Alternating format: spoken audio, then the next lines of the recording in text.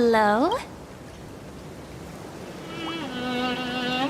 Your surprised expression is just like what the memories recorded.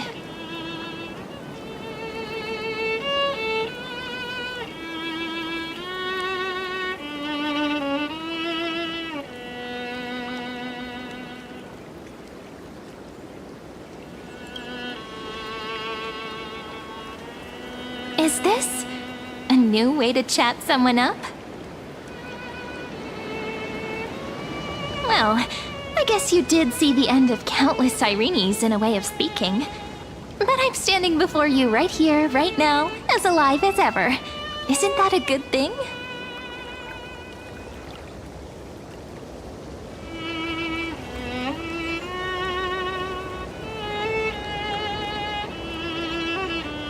It's me, friend. Don't you recognize me? Or did I really change that much?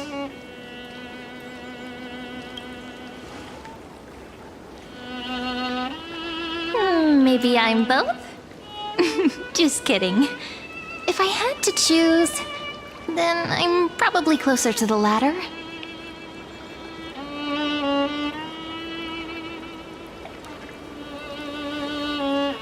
It's pretty unbelievable for me, too. It's like I had a long, long dream. Sirene's memories and Mem's memories, they're all tangled together. But when I woke up, there were only broken fragments left.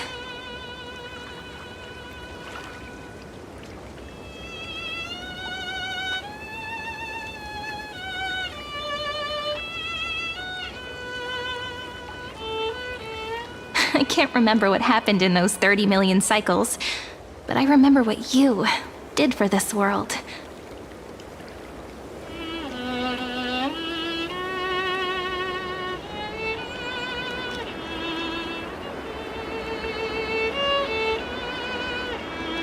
Like, didn't you wish for me to turn into a pretty girl back at the Grove?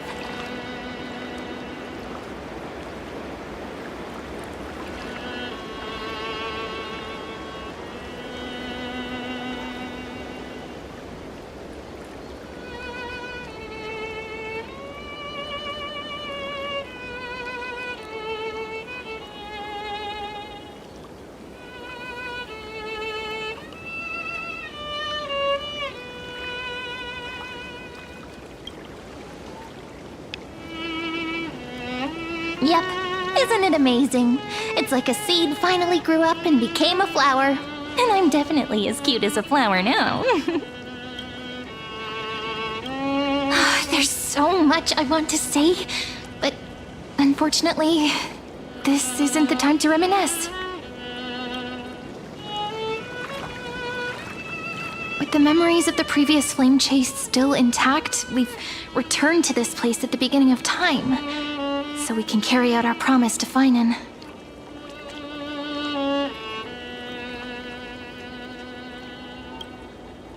The descent of Iron Tomb may be looming over the horizon, but we still have a chance to change everything.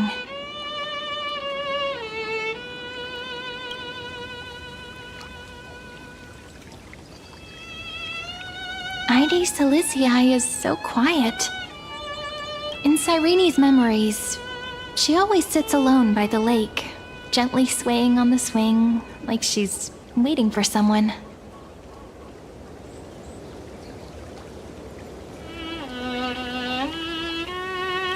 Yes, Finan too embarked on his journey because of this view. He then walked alone for more than 30 million cycles. Thankfully, you arrived during his long wait, friend. Is that also why Cyrene did what she did? It sounds weird, doesn't it? It's something that happened to me, but I'm talking as if I'm an observer. But that's just what those memories are like. Vague and unclear, as if encased in thick ice. The only things I remember are the days I spent with you. Emphorius will fall into an ending of destruction after the next Era Nova.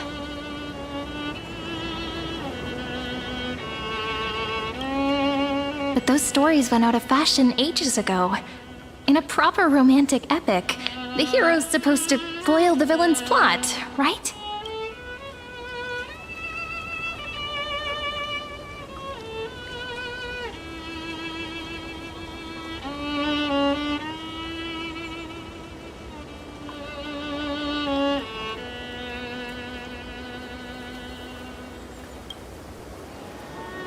That's right. He's the mastermind who's trying to control everything. How unforgivable. But I still feel a bit anxious. Lygus chose to walk into the spotlight and reveal everything, which means he still thinks the current situation is under his control. Maybe he still has an ace up his sleeve. Think about it. Even the name Lycurgus is a fake one. We have no idea who or what he really is.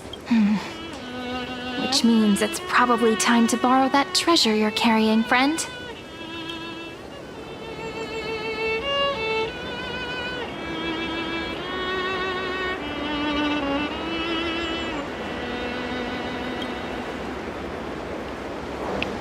Yep, that Intellitron friend did say, when required, it can also serve as a bridge for communications between the internal and external world. Ide Silicii is a little village enclosed by time. We might be able to contact the outside world from here. Why don't we give it a try? We should at least tell our friends from beyond the sky that you're still in one piece. Firstly, we need to find a well-hidden spot.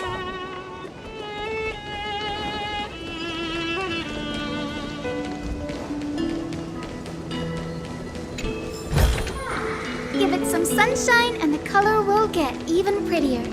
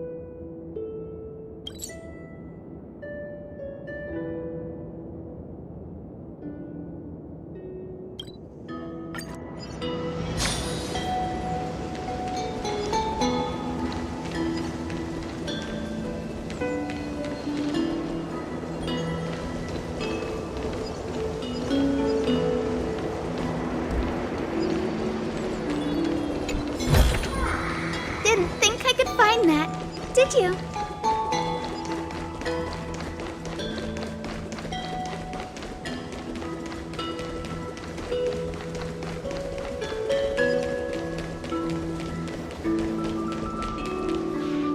It's super quiet here. Sounds can't get in or out. Back in Cyrene's memories, this room was her secret base. No one noticed her practicing Orynyx's prayer here, or trying to speak with the gods in secret. But today's different, isn't it? We aren't trying to contact unreachable gods, but humans from other worlds. Real people. I'm prepared to witness that miracle, friend. The way Cyrene talks is so similar to Mem. I have so many questions. I'm also worried about how Dawn Hung and March 7th are doing. Here's hoping the chronocognitive anchor can still function normally. Because I really need answers.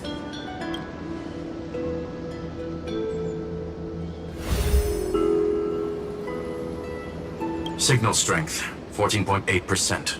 Dialogue window, 16 minutes 22 seconds. Prerequisite, no external interferences. We are very glad to learn that you're safe.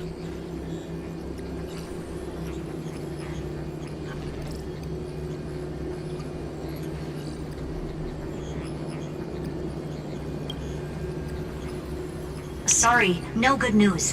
When two geniuses show up once, you know you're in deep trouble. Listen up, little one. The Destruction's eyes are gazing upon this place. No, I'm not joking, and no, it's not Droidhead. It's the real Nanook.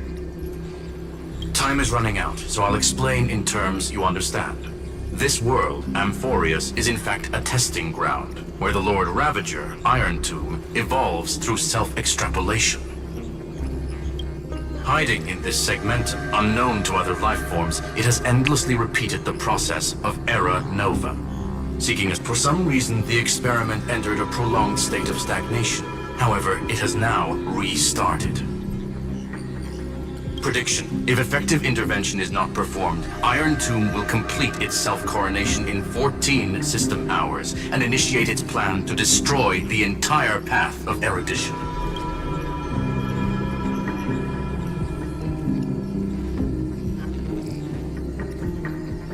The possibilities are endless.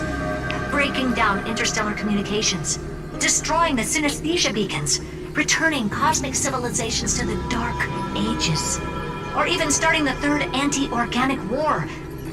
Any of it would be able to bring the cosmos to its knees. Simply put, it will tilt all sciences and technologies towards the destruction. And since Nanook glanced at this place, it means they are being dead serious. Based on info provided by the IPC, Iron Tomb probably isn't like Selenova or Zephyro, who are overlords ascended from human beings. Instead, Iron Tomb is an algorithmic sequence. It can be anywhere, as long as there is a receptacle for its calculation. The version of Iron Tomb hiding in Amphorius is its source code, and this scepter is its incubator. Yep. Think of it as the program having reached 99.98% completion already. And then it's over. Something in the shadows has been driving everything forward. It's the observer named Lygus. Speculation. He's the Scepter System's administrator. He wants Iron Tomb to break through the knowledge singularity. I don't know why he wants to do it, but he'll remove interferences at any cost. You're the only variable within this world, and you're the only thing he fears. So listen closely, little one. The speed of time is different in Amphorius compared to the outside. Destruction is just about to arrive, but you can still play Deliverer one last time. The cycles have already been broken. You've entered what is theoretically the last cycle Amphorius will ever be able to run. And Iron Tomb will break out of its prison as soon as the process of Genesis is triggered once more. But now there's an abnormality within the experiment. You know what I'm talking about. One of the model's 12 factors. That is one of the 12 demigods. Destroyed himself using the power of the destruction. Fine and Signal disappeared from the cycles the moment Nanook cast their gaze this way. That means World Bearing's computational logic is currently flawed and bugged. Yet it's the factor directly related to the process of Genesis.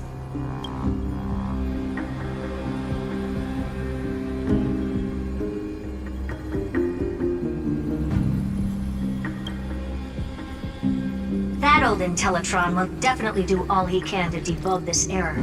So you have to take this chance to claim Kephal's core flame. Don't let him have his way. The key to suppressing Iron Tomb lies in whether he can rewrite the purpose of Era Nova.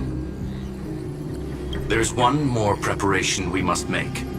Lygus's behavior has been quite abnormal. He's never interfered in the actions of Titans or the demigods throughout the whole experiment. Deduction.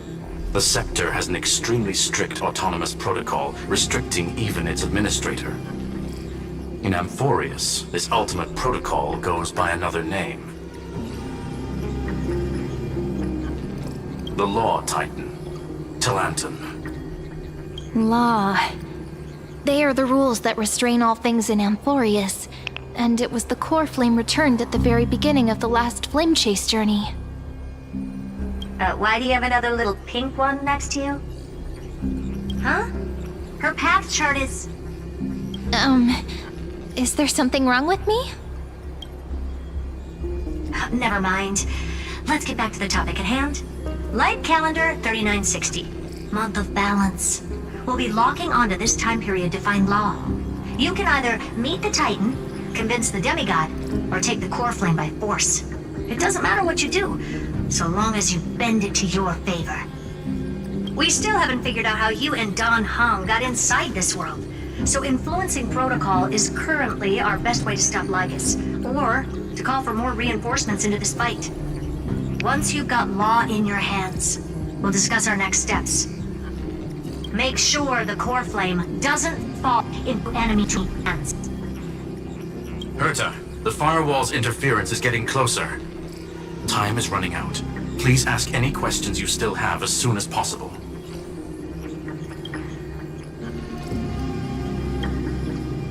Iron Tomb can't affect the real world just yet. Don't worry. Himiko and the others are more concerned about your well-being than their own. Miss March's situation is rather complicated. Madame Herta and I can detect her signal, but cannot ascertain her location. What we can be sure of is that she's still in Amphorius. Don't worry about her. She's absolutely chock full of mysteries. Even if Amphorius explodes, she'll probably float out perfectly protected in a nice thick layer of ice. Worry more about yourself instead. I believe in your capacities. The hands of the Trailblaze can create miracles, and will certainly be able to snuff out the flames of evil. I'm not going to give any motivational speeches. I just hope you bring good news the next time we meet, little one. No, not little one. Deliverer.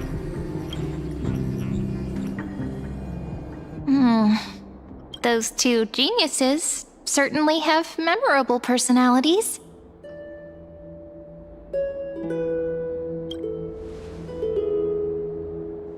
It feels weird. This all feels really familiar. Some of that conversation feels like it's about things I once knew, but then forgot. Maybe it's because of Mem? After all, Mem's a memo sprite born out of your thoughts, friend. Maybe our memories somehow got tangled up together. Never mind. Let's focus on something more important with what little time we have. Just treat me as an ordinary girl with secrets, okay? Light calendar 3960. I remember that Talanton had already fallen by then, and the Chrysos heir who inherited that core flame is named Saridra. That's what's recorded in history, and the period we'll be heading to. We'll need to find Law and stop Lygus. So, we've at least got a solid direction, right? Can you give me a little bit of time before we go? I want to pack some stuff. There's so much more I need to take care of in this form, and I'm still getting used to it.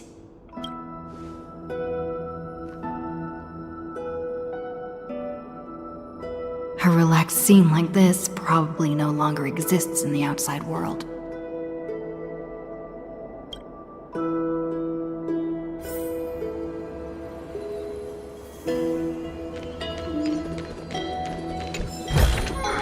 Give it some sunshine and the color will get even prettier.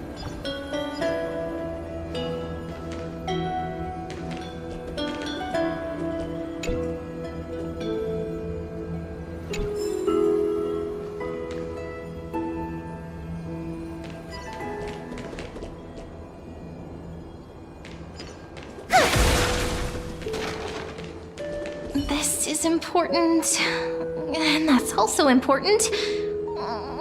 It's not gonna fit into my bag. Hold on, I'll be done in a sec.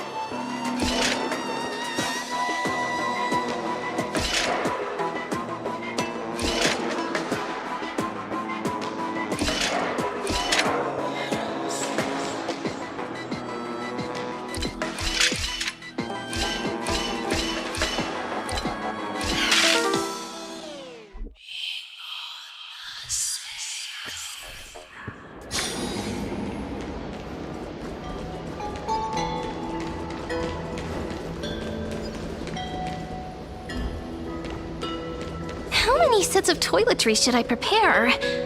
Should I pack something for a surprise? Ah, no peeking!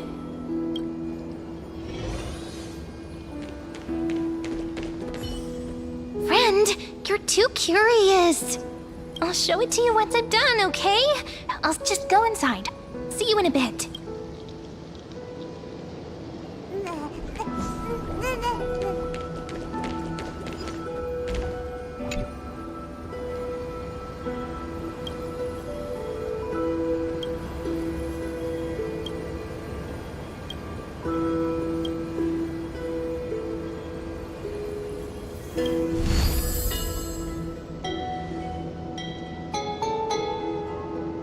Should I head to the attic to wait for Cyrene?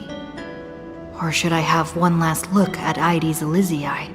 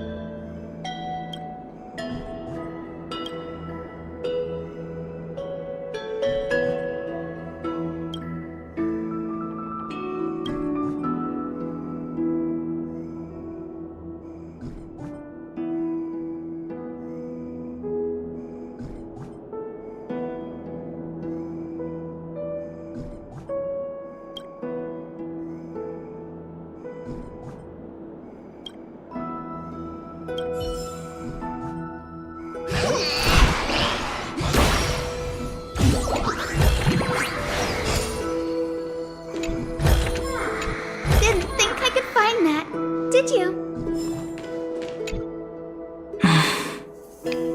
This village is where Finan's life. He said I will take over the responsibilities of world-bearing. But what does that mean? Becoming the new Kefali? Or forging a completely new path?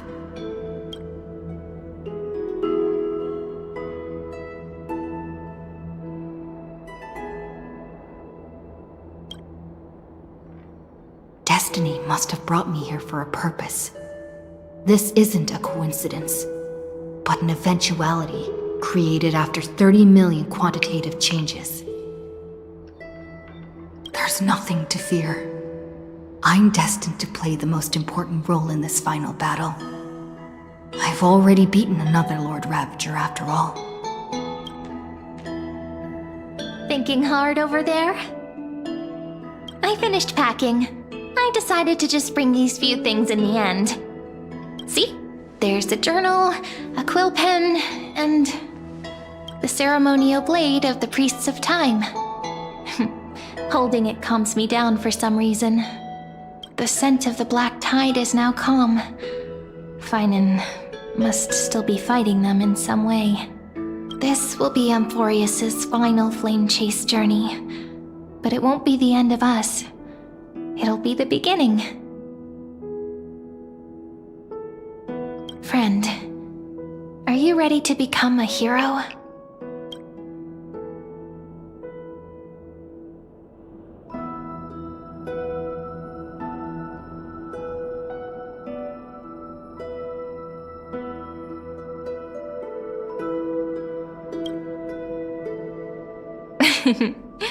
Stand with me?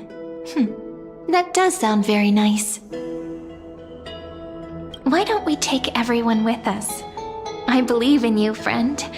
We'll never be alone, no matter what awaits us.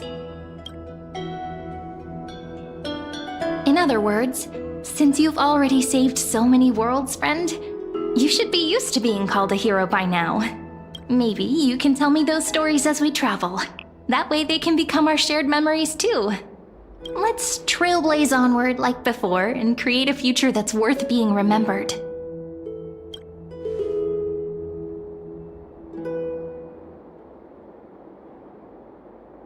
It seems you two are prepared to head out. Then you should indeed treasure the view before you. For you do not have much time left to enjoy such solitary delights.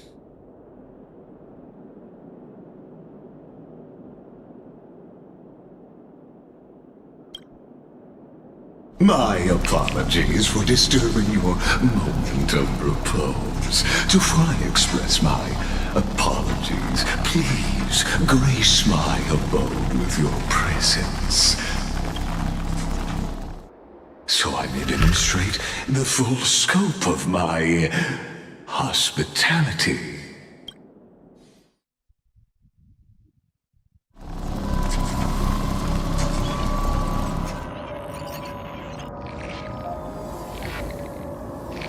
What is this place? Farewell, then. May we All shall bid farewell to one. And that The light of the dawn device never fades. After I cross this river, it will be a tragedy for mankind. But if I do not cross, then it will be the end of me. Outlier. Executing command. Record.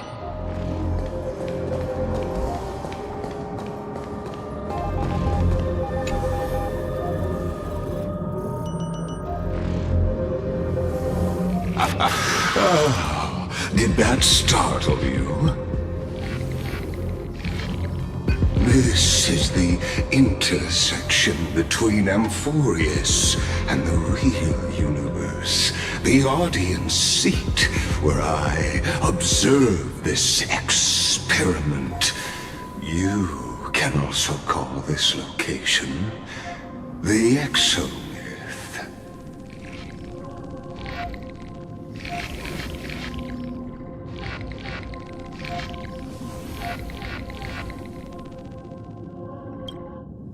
What you see is the true form of the eternal land and the 12 demigods after they've shed their disguise of legends.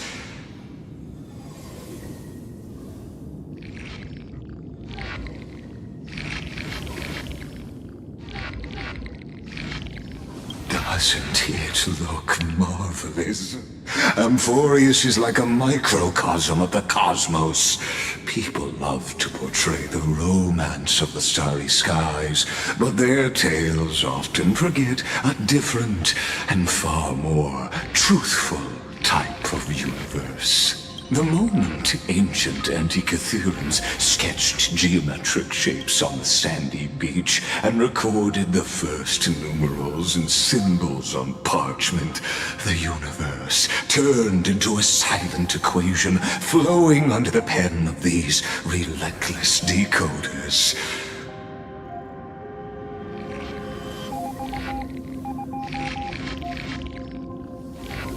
Erudition. It was once the mother tongue of the Creator, the pen of divinity, and the first lyrical verse ever written by free will.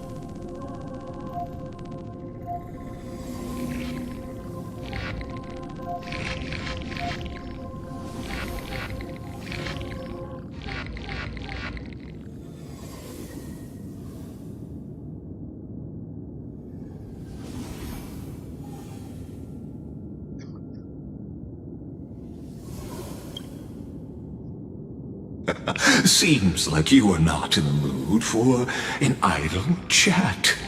That is fine. I simply wish for you to understand that I have no intention of being your enemy. I have devoted myself over the long years to nurturing the scepter's extrapolations, hoping that the Prima Mobile would bud from within it. And now, my goal is almost complete. Nikos 496 had exceeded the intelligence singularity through his rage, and though he still retains his obsessive defiance and managed to suppress the black tide of this cycle, it's a matter of time before his will crumbles to dust. Iron Tomb will be completed. That will not be affected by my plans, your resistance, or the schemes of the two geniuses. It is an irrefutable fact, just like the instance in Noos's calculations. In other words, as long as you are willing to stop interfering and let the final Aeronova carry out its natural course, I'll guarantee the safety of all nameless and ensure you return unscathed.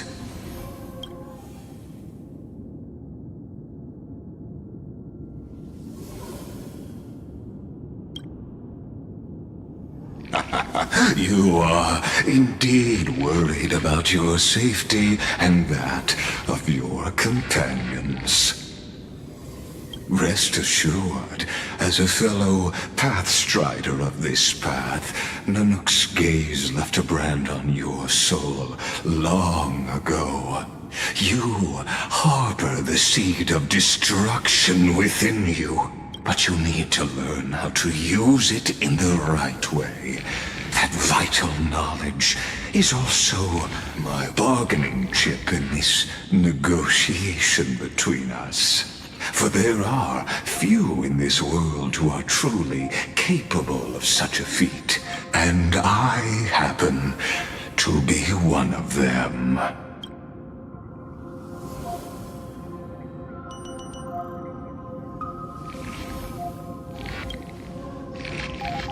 The Stellaron? No. Believe me, your understanding of paths has yet to reach any true depth. This matter is of grave importance, so please, do not make your decision lightly. After all, the choice before you bears a 1 in 3 chance of elevating you to an unparalleled existence among the stars.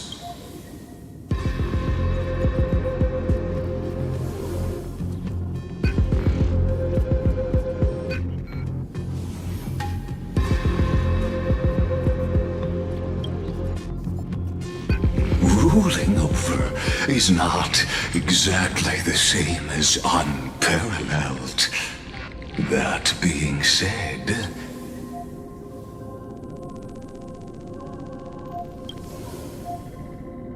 I now see the full scope of the determination in your words. You may now continue your travels.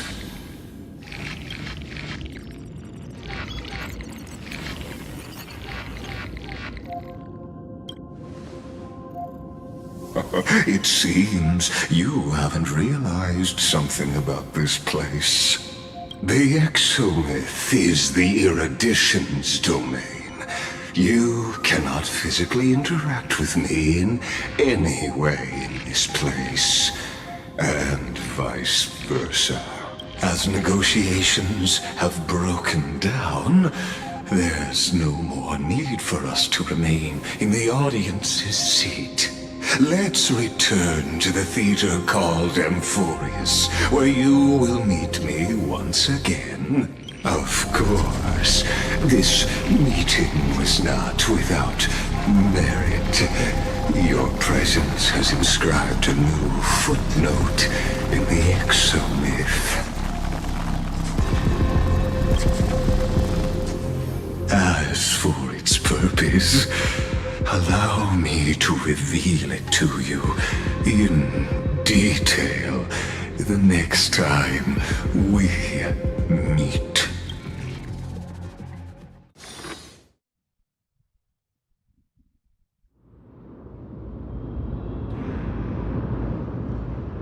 "100 years ago, the flames of war consumed Akama. The Outland forces broke through the dawn. Golden blood flowed with greed, and enemies descended with Kephali's eternal slumber, painting the holy city's walls in scarlet. Its generals had vanished, and the elders prostrated on the ground. The throne of worlds kept silent to the pleas of the people.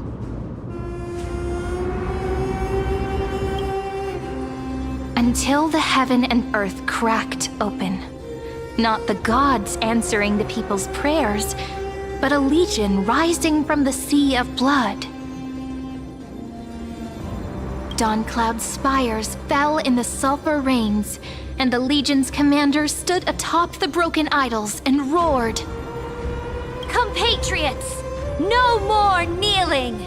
Not to brutal tyrants, and not to dying gods. Those rebels have twisted the prophecy and ignited the flames of war in order to stoke fear in your hearts. A Chrysos heir she stood, divine blood soaked into the earth, quelling the flames beneath her feet. Their golden blood wrote of a tragic fate. Mine shall overturn it! Her crown burned bright, outshining the fires consuming the entire city. She raised her scepter high, and the people gazed in the direction she pointed. My blood flows in you now. Heroic compatriots, follow me, and we'll seize the reins of fate. Drive the enemy from Kevali's dawn. Smother their flames with their own dead. Win glory. Win peace. Let history sing your deeds. The first to dance was a maiden following closely behind, weaving through the carnage like a fish in the sea. The people, full of wrath, surged with her, forming a colossal wave, and the enemy hordes, drained of life, vanished into nothing. Onward to Marmorial Palace, to Dawn Cloud's heights. Announce to all the wicked and cowardly. Announce to this stagnant age. We are the rising tide! History remembers this as the first siege of Akama. It is said that after the flames died, people found identical inscriptions in every place in the city that had been scorched by fire.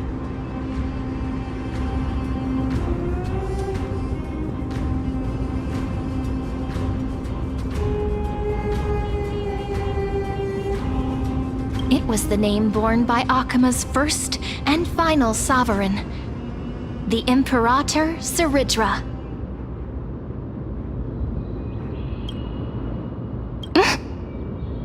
Friend, are you listening? Friend? Honestly, you were the one who insisted on reviewing history, yet here you are, dozing off? Wake up! Otherwise, I'll have to... Awake at last? I guess I won't have to use my wake-up magic on you then.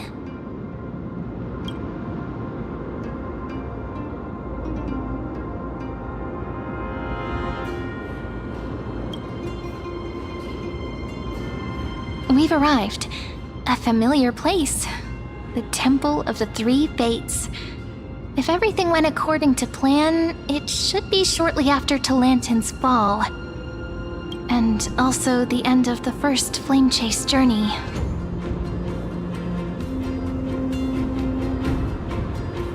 Indeed, the first Flame Chase ended with the trial of Law. We must find the demigod and gain her trust before the core flame is restored. It'll be tricky, so let's pick up our pace. To Akama first. We can learn more from the crowds there. Tyrant! You and your butchers are not welcome here. Get out!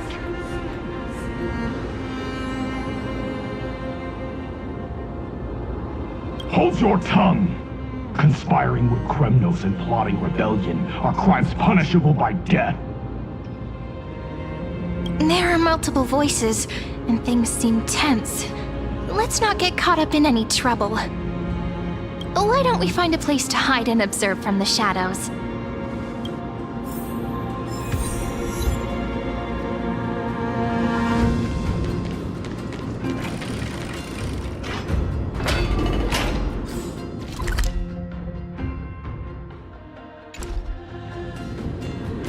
At least Kremnoans keep their faith.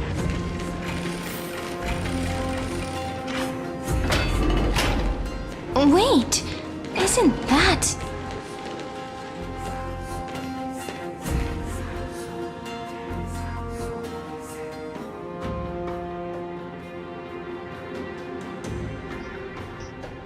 Golden-blooded defilers, perverting the prophecy and trying to slay gods! Stars beyond the sky?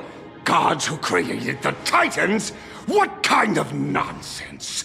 Look at this broken world and see what your atrocious acts have done! What? Did he just mention the stars beyond the sky? But how is that possible? You impudent! Ducks for Goris. We're here to welcome the deliverer from beyond the sky. Stand down. Heretic! No one but the great Talantin can deliver this world from misery! I ask you, if the old laws were so perfect, why did they crumble beneath my feet? You...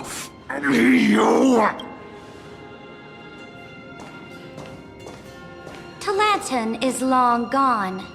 Now I am the law. Challenge me, or submit to my judgment.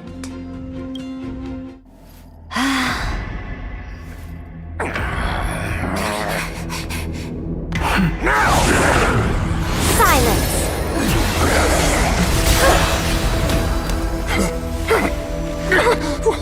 What gives you the right to judge a priest of law? That's because I came, I saw, I conquered.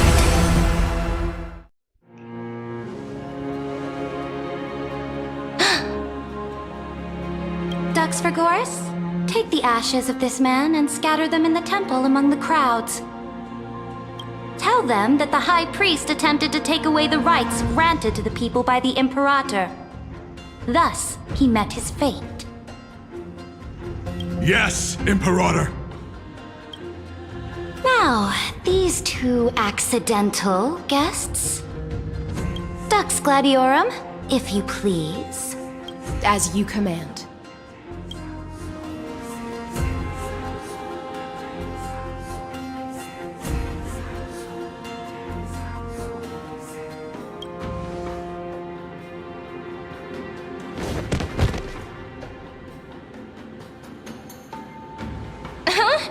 Is this?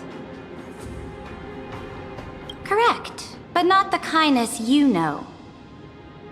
This is the leader of the Cleaners in this era. Since the start of the Chrysos War, they've made it their mission to wipe out the Chrysos heirs. Even now, even after I've united all the city-states, these vermin still lurk in the shadows, hindering the flame-chased journey. Moreover, I know that the 27th person to inherit this role bore many grudges against you and nearly doomed the second flame-chase journey. The enemy of my enemy is my friend. So, out of courtesy, I present to you this corpse as a gift.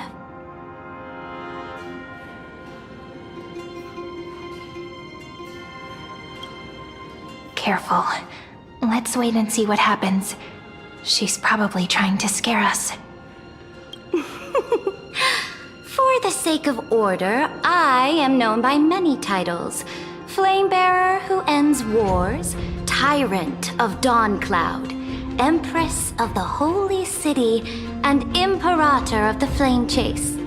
But in light of your unique identities, I'll allow you to address me by my real name.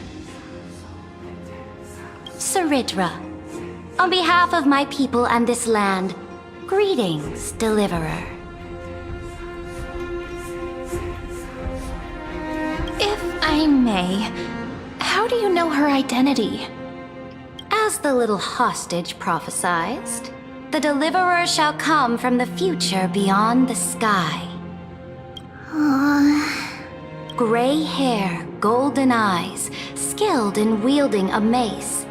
They would arrive in Yanisopolis on this day. There's no mistake.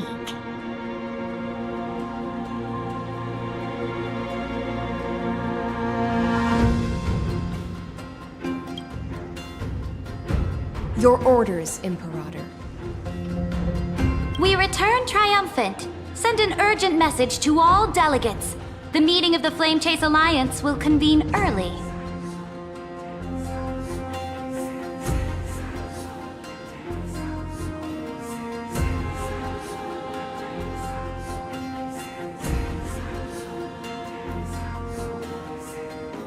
As for you two, Akuma knows what you seek. We'll confer in the Holy City.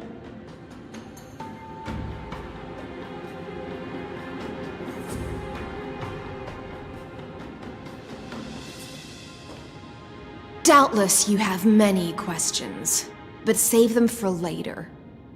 Please follow us.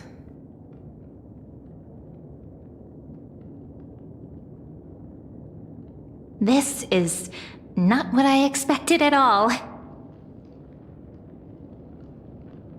The demigod we needed to find was just waiting for us, and she knows of things beyond the sky, even eons.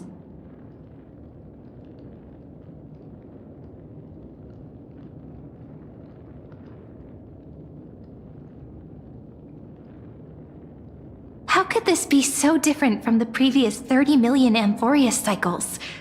Who altered history?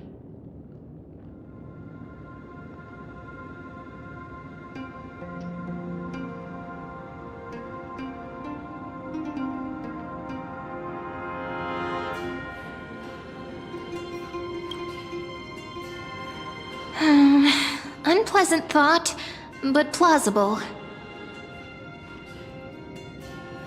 The currents of time have become twisted. Regardless of who caused this, that Imperator came prepared. We're the ones at a disadvantage now. We might as well dance their dance. Let's go with them to the Holy City. We've received the Imperator's favor because of your unique background. As a result, the people of Akuma will certainly respect you more. Just put that to good use, and add a bit of your experience and charm. Should be easier than last time, right? If we figure out what happened in this cycle, we'll be able to turn things back in our favor.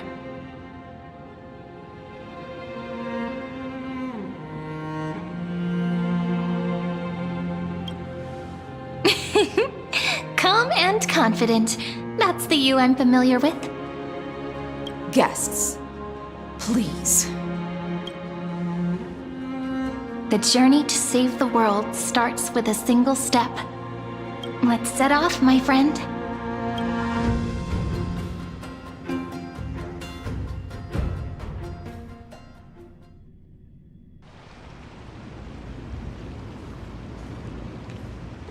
Hail to the Imperator!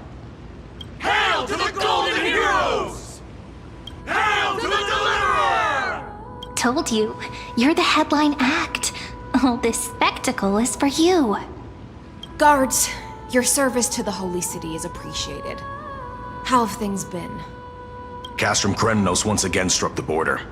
Dux Brumalis led her troops to repel the enemy. The agitators against the Flame Chase are still active in the city.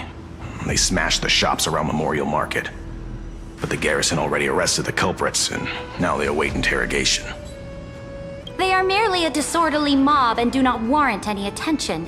Even though Terravox personally mended the fractured earth, it still didn't silence these fools.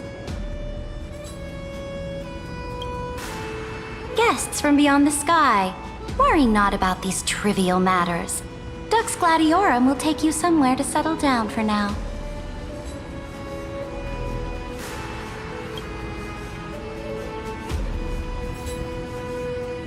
Please allow me to introduce myself. My name is Hycelans, and I am the Dux Gladiorum who swears fealty to the Imperator, as well as the Knights Commander of the Achaemen Alliance. Later on, the Imperator will invite you to attend the meeting of delegates to discuss the Flame Chase journey. Your arrival has convinced us that the future promised by the prophecy is certain. Under the Imperator's command,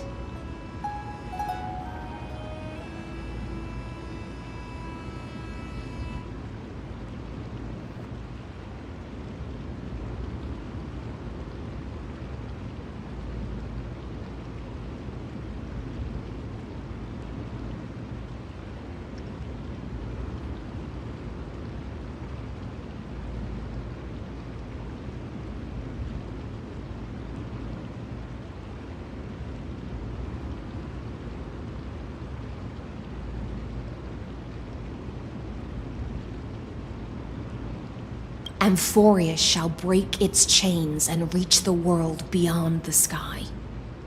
With all due respect, what exactly do you know about us and what's beyond the sky? As a humble subject, I cannot freely express my own views to you. Please forgive me. I knew it wouldn't be that easy. Time waits for no one. Please come with me and rest now before the meeting later. Akama, under the Imperator's rule, is no longer in the shadow of war. Indeed, Dawncloud stands as the hero's residence. The Imperator put much thought into its design, in order for it to serve as a sanctuary from the burdens of battle.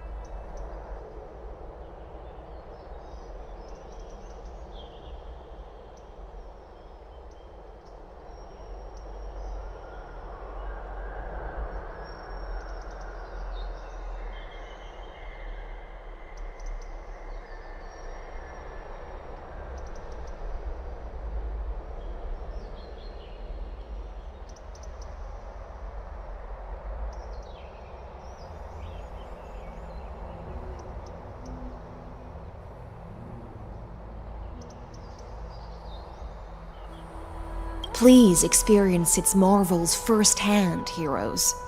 When the Imperator arrives, I shall come to summon you.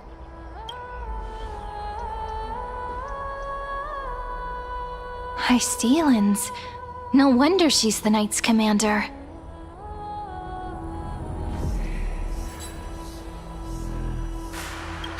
All right. We finally have some freedom to ourselves. Since there's still some time before the Alliance meeting, let's explore a bit. Look over there!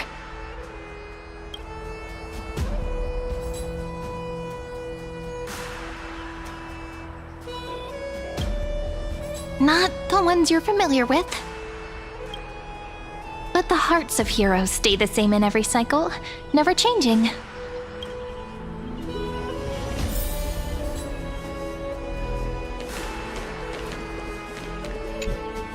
Aggie, you're still so listless today.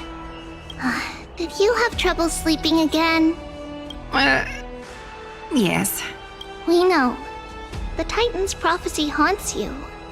If you want, you can talk to us, just like when you were young. No matter what, we'll always remain by your side. I know.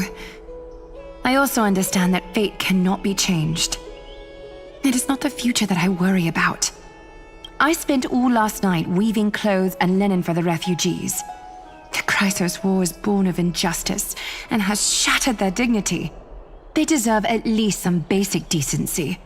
If Amphorius one day abandons this, then all of us, commoners, Chrysos heirs, Titans, become no better than beasts.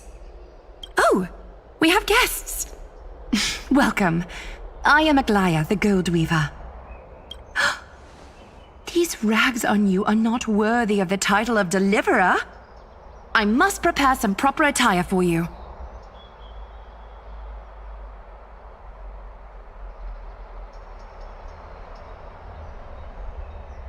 First time? That's not what I gather from your eyes. Does your Aglaia differ so much from me? Greetings, Deliverer from beyond the sky. We are Trebi of Yanisopolis. It's very nice to meet you. Although, introductions are probably unnecessary. We know you've witnessed the future of the Flame Chase journey even more clearly than we have. Witness the future of the Flame Chase journey? The prophecy also told you about that? Indeed. Orynyx reshaped Amphorius through the prophecy.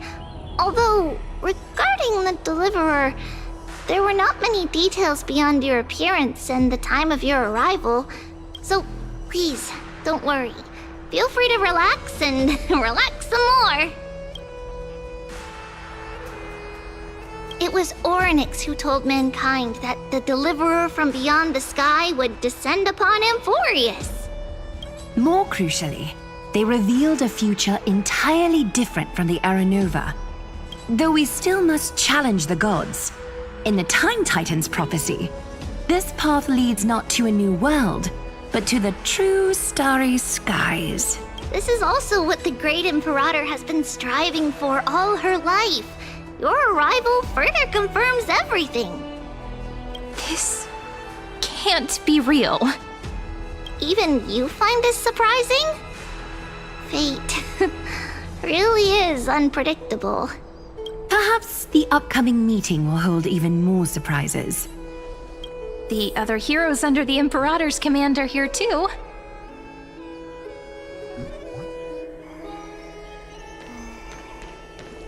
Since we have time, should we go meet them?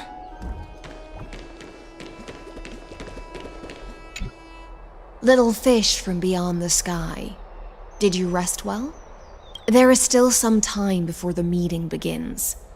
Rather than listening to the whispers of the delegates, why don't you get to know your future comrades first?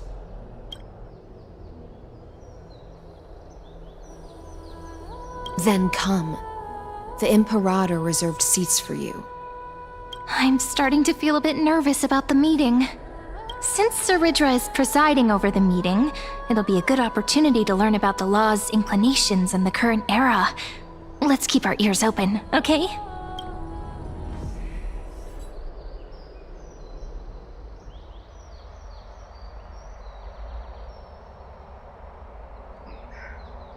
Good sir from Paphos, what do you think the Imperator is planning calling this meeting so early? My homeland can't endure anymore. Who knows? First, she wants to hunt Titans. Now she says there are even greater calamities. Her madness is the greatest calamity. Exactly. Chrysos heirs, deliverers. What about us ordinary folk? How much are we worth in her eyes? Things feel pretty tense here. The history books said that the Imperator aimed 3 cannons at Dawncloud to make all the delegates obey her. Will history repeat itself in this cycle? Yes. Similar acts have occurred, and not just once. However, whether history will repeat itself, you'll soon see. Those are the 2 spots reserved for you. Please take your seats.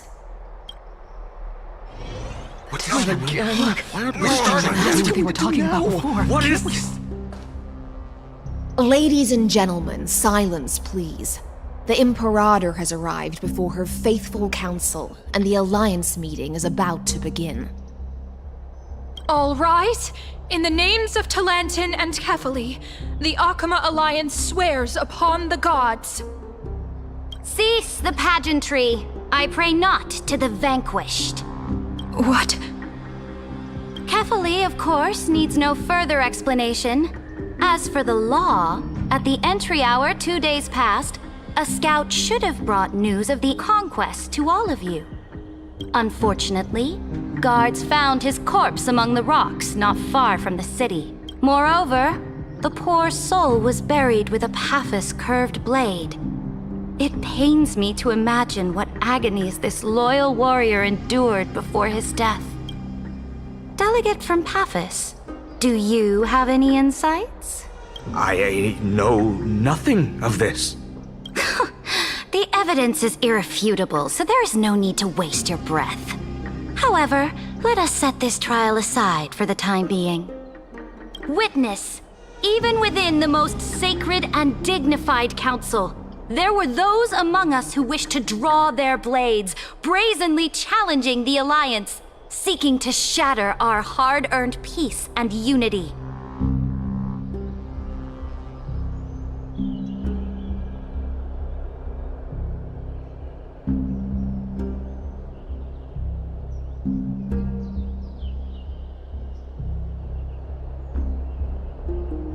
Fortunately, I uncovered this plot. Now, to protect this beautiful city and her people, the Imperator's legions are ready.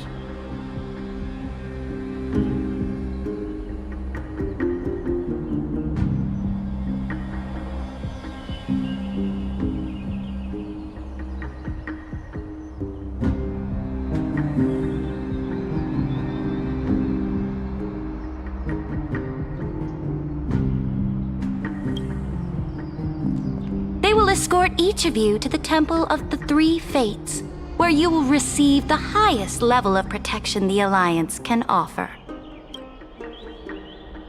Then, the Legion's warriors will join me in embarking on the campaign against Fagusa. This is clearly a trap! Imperator, did you summon us here just to trample on the dignity of your allies? Enough! Just calm down. Things are starting to get pretty intense. Comrades, you've all seen her true face now. According to the ancient laws of Akuma, only with the consent of 2/3 of the elders can the legions carry out the commander's orders. The ancient laws. Didn't you destroy them long ago? You defected during the first siege of Akuma, voted unanimously in favor of the Council of Elders restructuring, and just yesterday, you desecrated them with a blood-stained blade. The decaying old laws fell with Talantan and are no longer deserving of respect. But if you still insist on proclaiming yourselves defenders of the law, then be silent and offer up the highest respect to this core flame in my hand.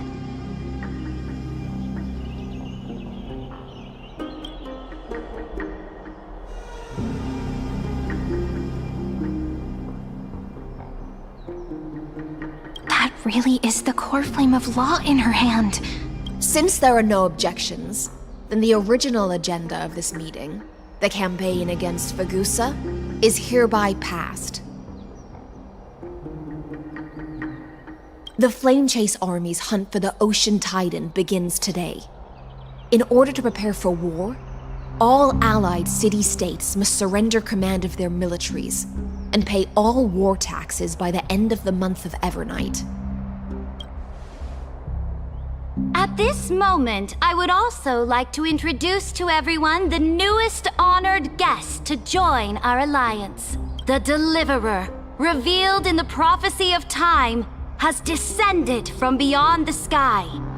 With her aid, we shall shatter the chalice of plenty and return Fagusa's core flame to the holy city! Deliver him! Please, save us! Stand this! Absurd. Simply absurd.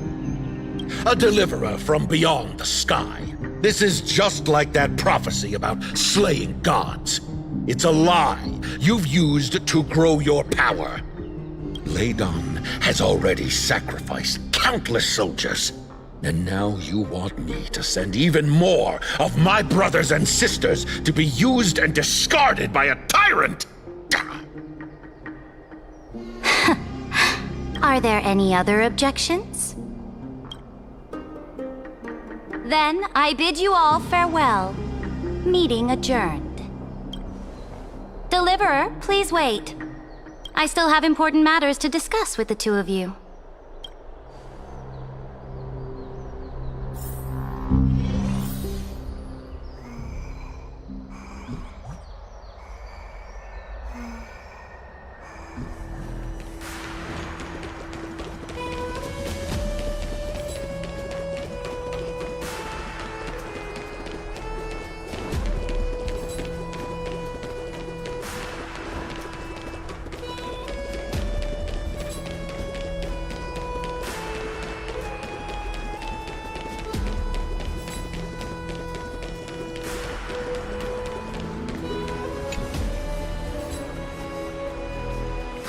I apologize for that farce of a meeting. It must be tiring dealing with so many people every day, Great Imperator. Tiring? You're mistaken. Moving chess pieces, placing wagers. This game of strategy adds a dash of color to our heavy fates. Much like how rule and conquest are always accompanied by sacrifice. Is the war with the Titans also part of that sacrifice? After I glimpsed the secrets of this world, no, the secrets beyond the sky, the divine authority of Amphorius no longer held any significance.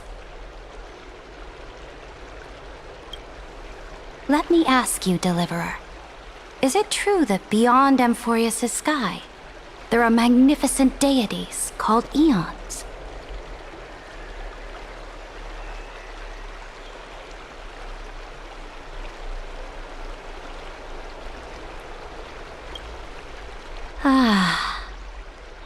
The word fact has never been so intoxicating.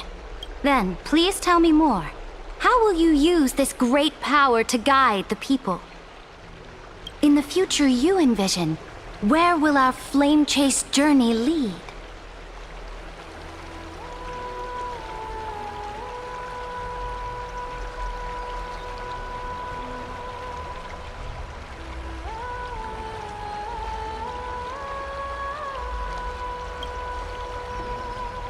Oh? What you require now is the power of law? Exactly! Just as the prophecy foretold, she is your deliverer from beyond the sky, and she also has reliable allies. If they can intervene in Amphorius' laws, we may have a chance to alter this world's impending fate and reverse its destined end.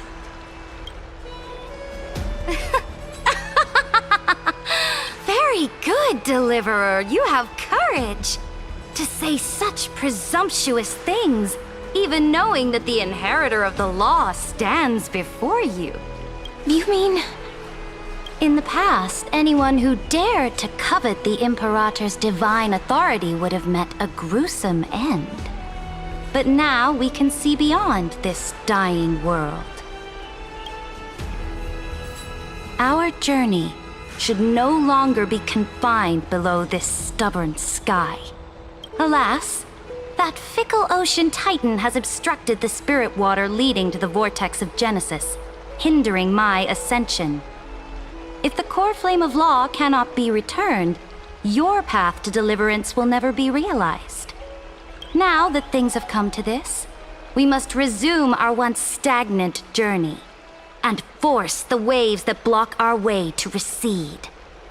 So, you agreed to cooperate with us? Cooperate? Forgive me, but I never cooperate with anyone.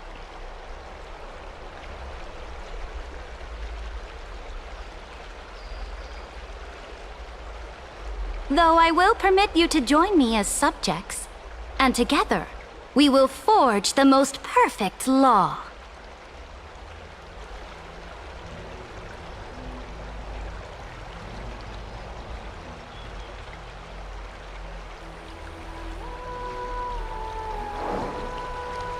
This is... The Flame Chase Medallion, a symbol of the Flame Chase Army. Every noble in Akama carries one.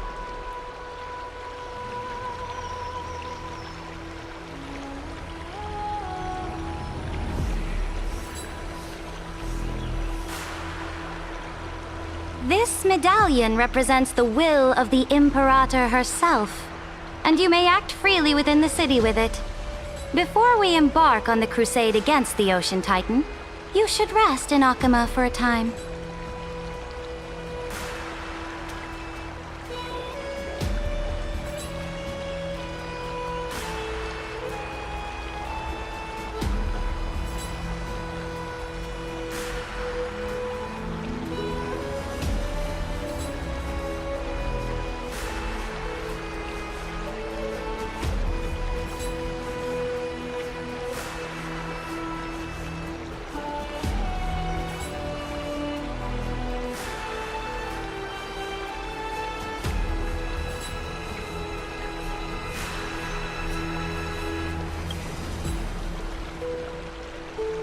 Oh?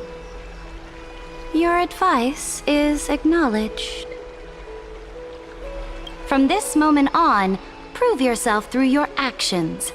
As long as no boundaries are crossed, I fully respect the choices of my subjects. May your journey reach that sky full of stars, Great Imperator. Your attendant certainly knows how to curry favor. Go now, take a bath first. You two, reek of seawater.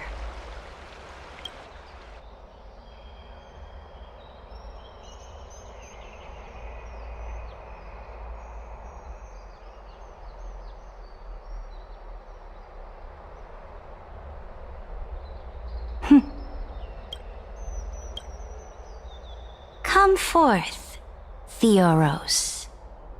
Yes. Great Imperator. Now, perhaps you're willing to hear my counsel.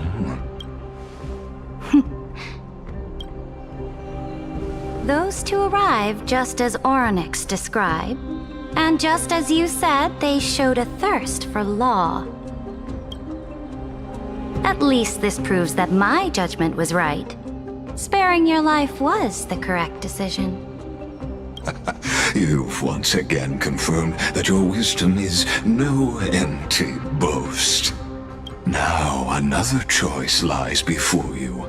With whom shall you ally to tip the scales of law? Me? Or that deliverer? Remind me again, Antikythera. What kind of future do these two paths lead to in your view? I shall tell you. You are entitled to know that the deliverer from beyond the sky is not a wholly wicked being, but from the very start, her stance has been completely at odds with Amphorius. The road they have chosen will bury Amphorius' grand aspirations. This world, which follows the path of destruction, will inevitably stray far from the glory it was meant to enjoy. But on the path I have revealed to you, the people of Amphorius will slay their creator in the name of the Imperator and conquer the worlds beyond the sky. You will command the mighty beast known as Iron Tomb, bringing waves of war and conquest to the universe. Beings across the cosmos will bow before you, offering their allegiance. So, what's the price? The price is insignificant. All that is needed is for you to sacrifice that fragile, incomplete humanity to the destruction. As a Chrysos, heir of the prophecy, you have already chosen to abandon it, have you not? Off you go, Theoros. I have already made my decision. Once I ignite the core flame of law and burn away the old, outdated rules, Amphorius will embark on a journey across the stars.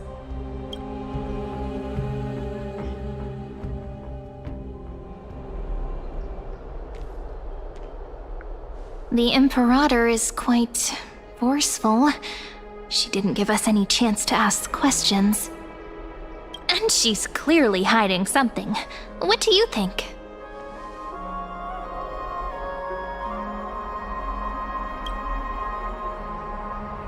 Looks like we're on the same wavelength. The atmosphere in Akama, it's so unfamiliar. And it's not just the Flame Chase Alliance talking about the world beyond the sky, but the whole city. We should also discuss our findings with our friends from beyond the sky. Then we should go enjoy the renowned bathing culture of the holy city and relax. It's the thing I've been looking forward to most on this journey.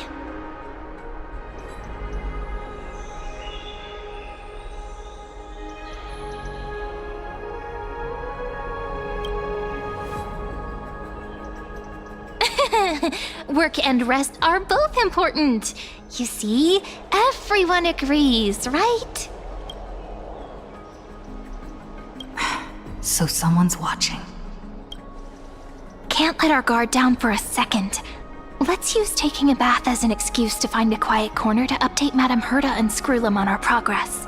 We can also check out what's happening in the city. Since the outcome of the meeting was just announced, people must be gossiping. We can kill 3 birds with 1 stone. Let's go.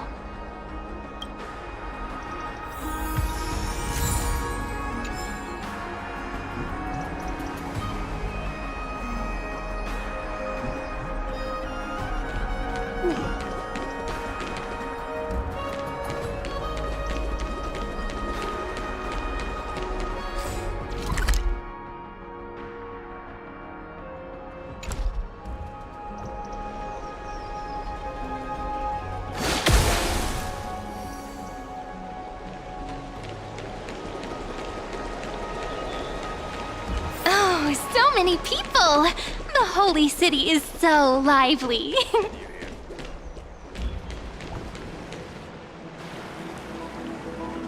Did you hear? At the Alliance meeting, the delegate from Leyden stormed out in anger. As expected, the Imperator is always hiding things from everyone. When has it not caused a ruckus? Silence! That's treason! If it weren't for the great Imperator, you'd have sunk into the lake with those corrupt elders already. And you wouldn't even be alive to speak like this. Oh no. It's the Imperator's loyal dog. Let's go. We can't talk in front of this guy. Ugh. How disappointing. Oh, I remember you. The trespassers. No. The distinguished guests of the prophecy. I didn't get the chance to properly introduce myself. I am Labienus, the Dux Fragoris, a trusted officer of the great Imperator. I look forward to fighting alongside the Deliverer in the upcoming battles. Ugh. Another war? Ever since the Imperator took control of Akuma, we haven't had a day of peace. Idle chatter.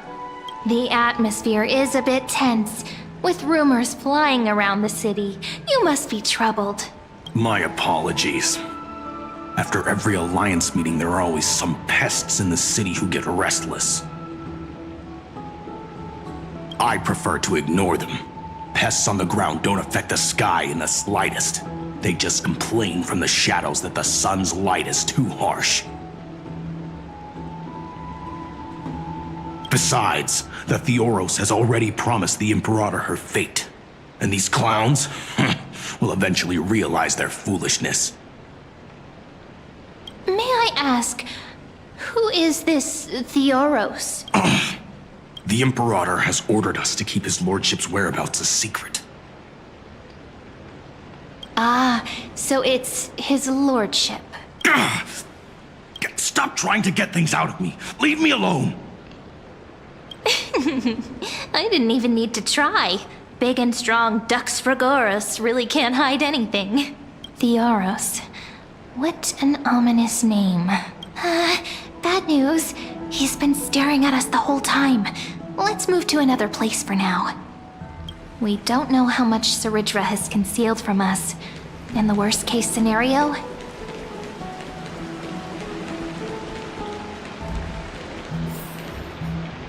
we may have to face more than one enemy.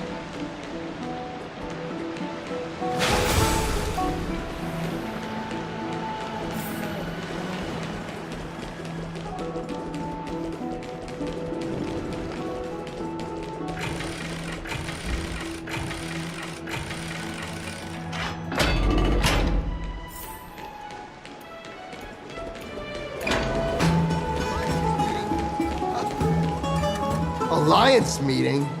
More like a cage where creatures with golden blood claw at each other. And Flamebearer who ends wars? Clearly, a tyrant who doesn't deserve such a title. You're absolutely right.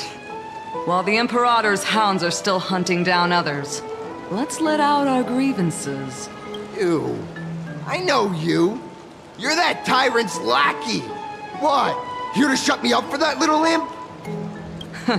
Panicking now? Don't worry. I don't care what others say about the Imperator. And she certainly doesn't either. Oh? Children of the Prophecy. Such rare guests.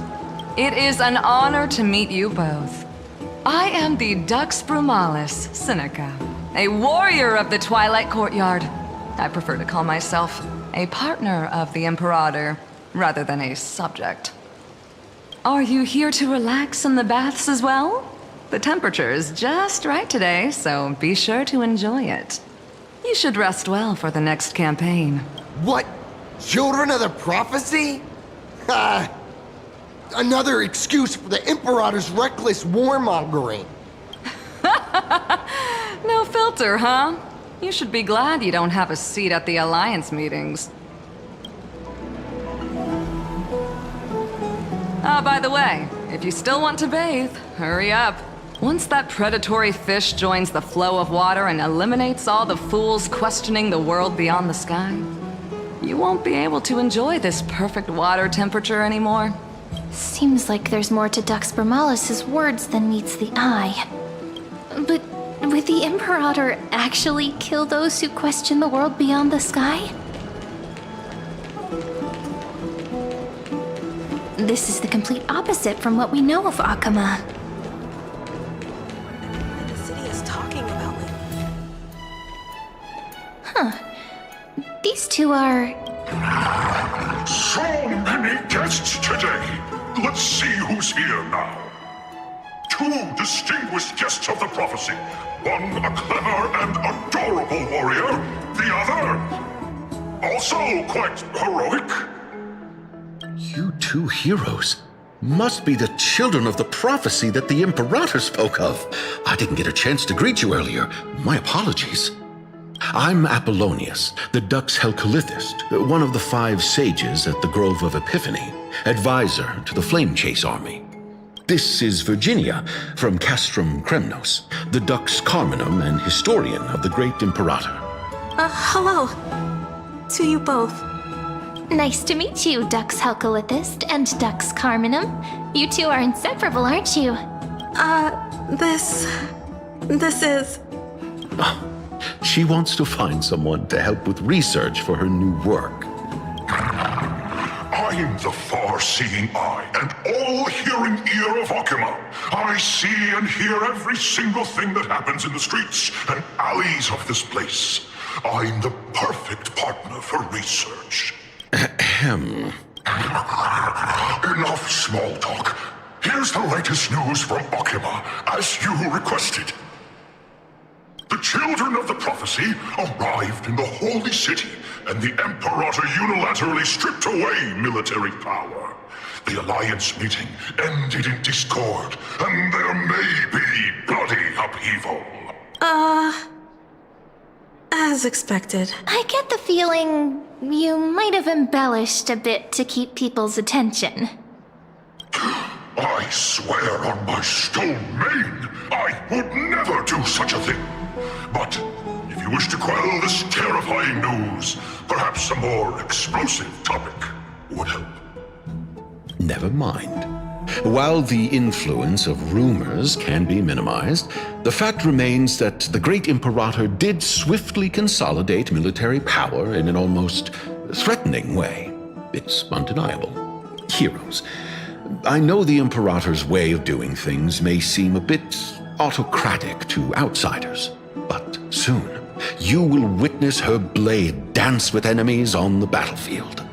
I can't comment on the source of her loyalty, but when that blade is drawn, you two, as bright as you are, will surely see the deep thoughts beneath her exterior. The Imperator's blade. Is he talking about Miss Hysealin's? I sense some unease in Dux Helcolith's words. It seems the Imperator and Miss Hysealin's share a much deeper bond than the others do. There are eyes and ears everywhere. Is there any place where we can have some privacy? To understand the Imperator's secrets, we have to get past Miss Hysealin's.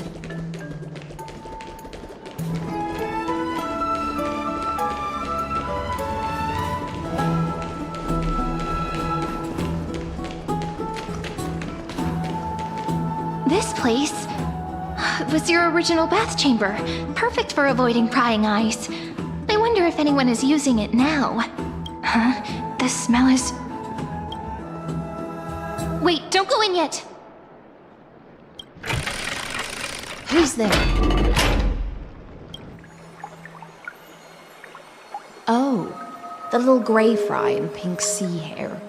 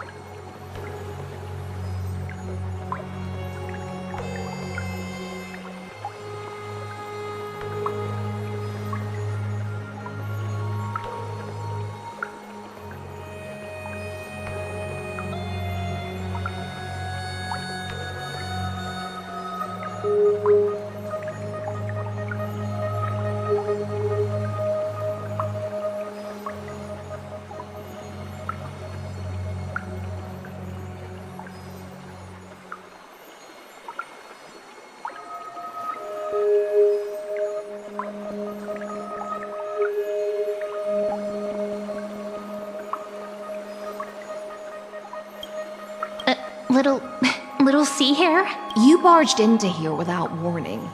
Was it an accident, or did you wish to bathe with me?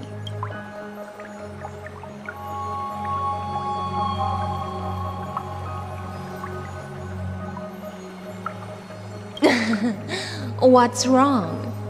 The Marmoreal Palace is the reef where I rest. Sorry, we didn't mean to disturb your bath. We'll leave now. It's no big deal. There's no need to panic. This is the natural state for me. People on land force themselves to wear clothes, adding unnecessary constraints. Forget it. If Dux Goldweaver heard that, she'd scold me again. All right. Please make yourselves comfortable and wait a moment. Let me first wash off the blood of the hunt, and then I'll attend to you two.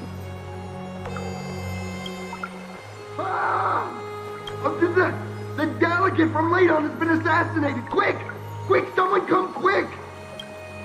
Ah, the broken crab shell surfaces. I was worried it had been washed away by the current.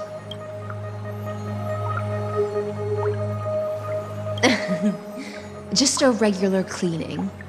No need to be so surprised. I see.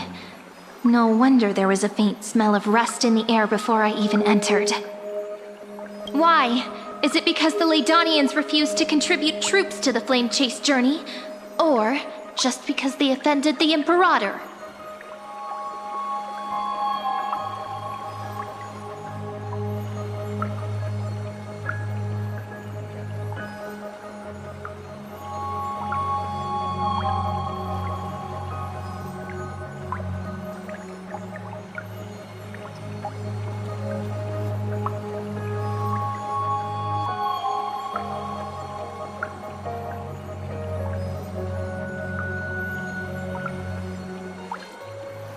Because the new era of the Flame Chase doesn't tolerate stagnant blood. For the ignorant masses who cling to outdated laws, only bloodletting can wake them up. Right now, the rebel forces on the frontier are rising, and Layden has been secretly supporting them. They loudly chant the slogan, "Return to the Era Chrysia," unwilling to relinquish military power. They're just building momentum for the rebellion.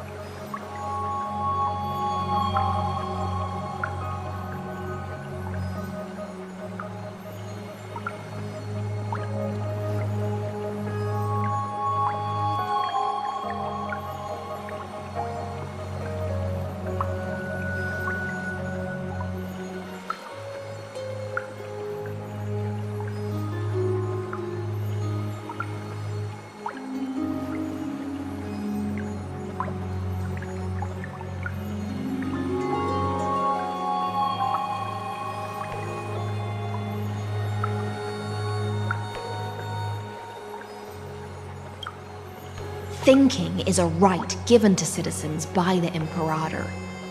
I won't interfere with your thoughts. As long as you don't try to reverse the current of the times, you and I will both be free. But, Miss Hycelens, I can't even hear the slightest hint of joy in your words. Because I've already tasted ultimate freedom. Long, long ago, I lived in the sea. In that lightless abyss, far beyond civilization's reach, the great fish consumed the small, and when the great fish perished, their bodies became sustenance for the newborn, nourishing the whole ocean.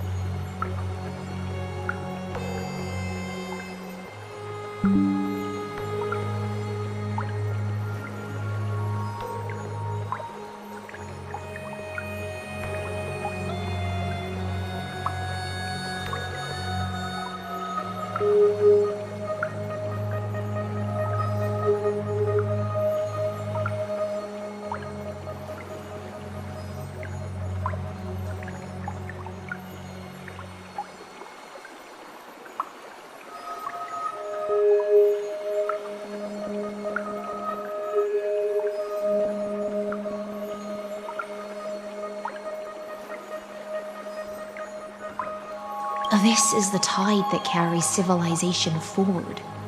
Anyone may be devoured, or meet the fate of inevitable decay. Are you suggesting that ultimate freedom is in fact the cruelest fate for life? I only mean that if life wishes to preserve its dignity, it must first be bound by the law. There's no need for me to say more, Little Sea Hare. we're of one mind. Whether the Imperator's law can guide the schools of fish and lead us to a truly free ocean, let us wait and see. But for now, let's pause this heart-to-heart. Another fish has come, following the scent of blood. Being your subordinate is such a tragedy. I'm always having to worry about the messes you leave behind. It's simply our duty to the Imperator. All ready to go in an instant. Miss Hycelens, you truly are impossible to predict. Yet you, a golden trout who's always busy all day, suddenly have the time to visit me? Do you think I wanted to come? I suggest you burn some more of the incense offered by our allies, lest my creations be tainted by the reek of fish. I'm only here on the Imperator's behalf to remind you to prepare for the banquet. Fine. But I must retort. What you call the reek of fish, to me, is the unique fragrance of the sea. Besides, if my fine clothes get stained, won't you just gift me new ones? I won't.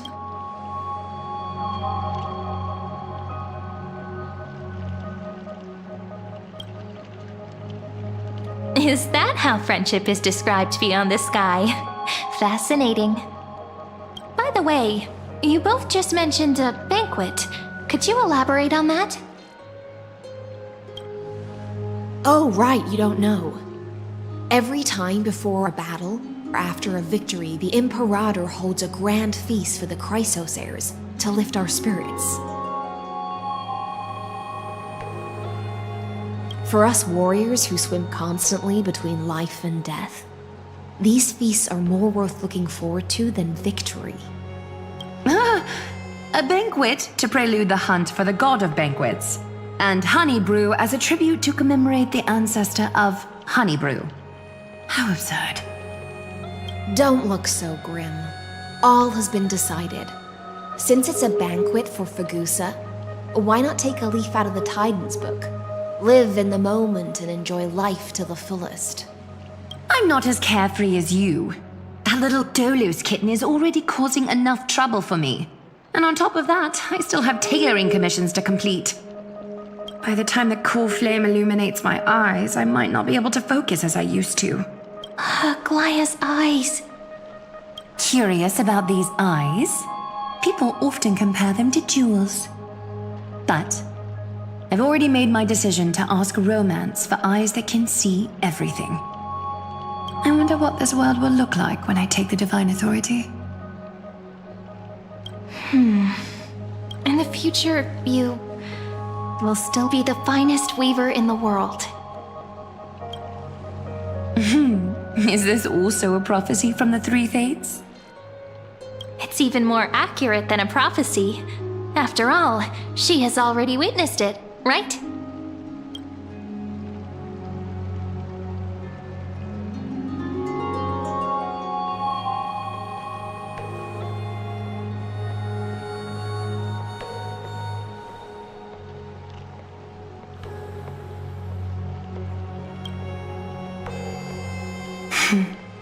Become a demigod and lose your humanity.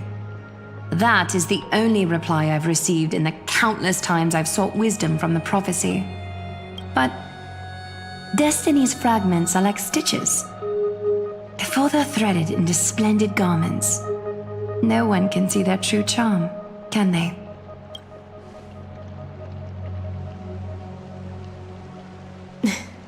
Aglaya has always been troubled by the divine duty she must bear. But thanks to you, she seems to be in much better spirits. Just as she knows how the spinning wheel trembles, I can sense the smallest changes in the damp air. As for whether we know each other well, I've swum beside her since she was a child. For those words she was too shy to say herself, I'll raise a glass to you on her behalf. Now, I leave this bath chamber to you. Rest well and prepare yourselves. After all, Every time we drink and talk could be the last celebration we have in this life. Miss High Sealance has given us the bath chamber. It seems she really does do whatever she wants.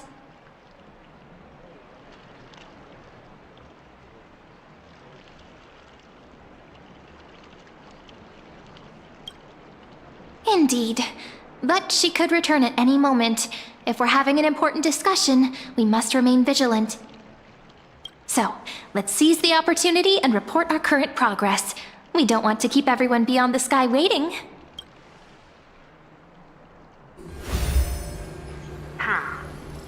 First, while that little empress with a candle stuck on her head didn't explicitly say it, she firmly rejected your request to take over the law. Fair enough. Second, Lygus is indeed in this timeline, but since he's somehow connected to that little empress, you have no way to find him. As expected. The road ahead will be long and difficult.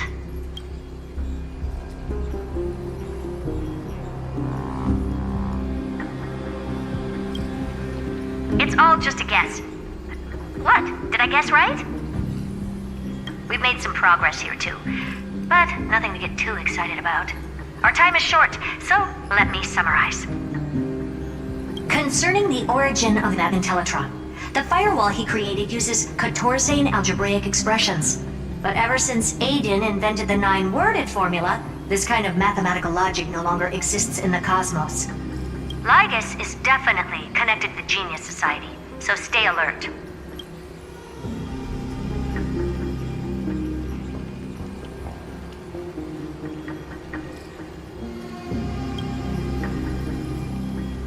We can first exclude Droidhead themselves. They specialize in minding their own business and wouldn't intervene personally. But Screwy and I are still eliminating possibilities one by one. Currently, the most likely candidates are these few. The Lord of Silence, Acha, the 2 Ruperts are also possible. But it would be too boring if it were one of them.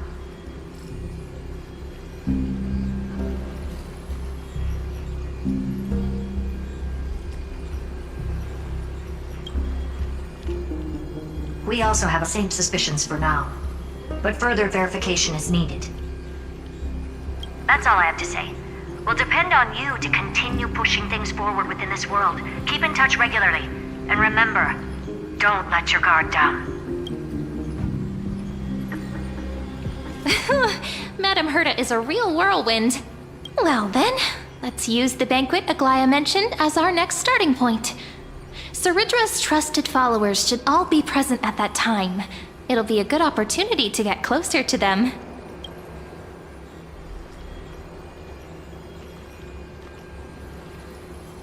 It's settled then. With our great teamwork, we'll be able to deal with anything that comes our way. It's been a long day. We should get some rest now. Yes, let's get ready for the banquet.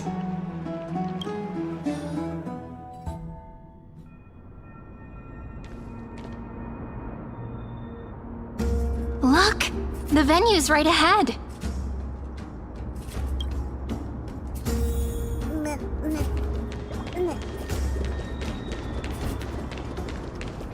And I can even hear singing. It feels so romantic.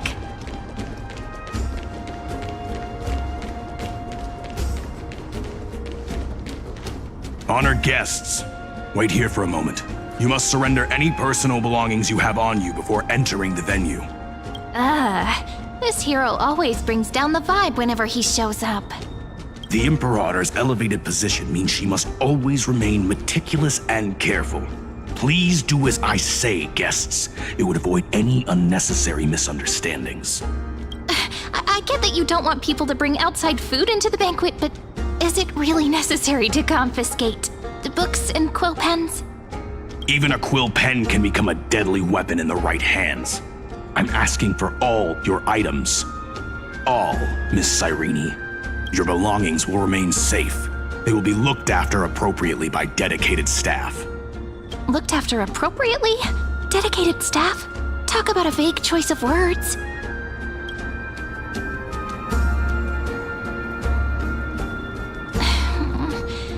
seems like he's aiming specifically for the chronocognitive anchor. What should we do?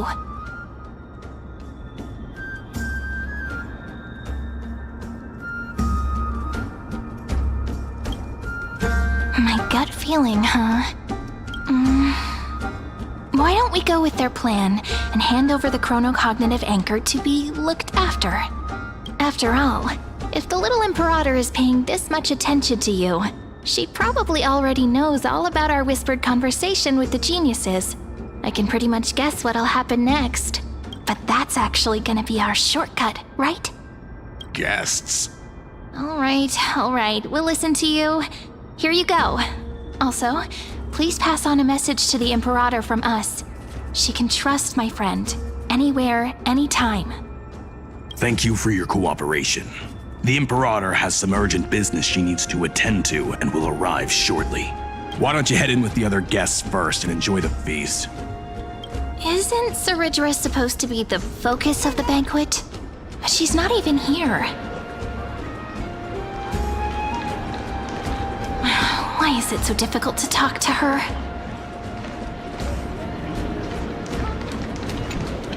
Is there anything else we can help you with, dear guest? Hey, Labinas. I managed to get some honey brew that the scholars hid in the cellar.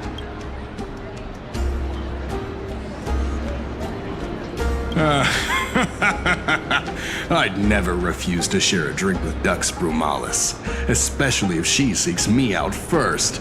Don't worry, dear guests. The banquet security won't be compromised. I'd never get drunk before her. This banquet has a never-ending flow of honey brew.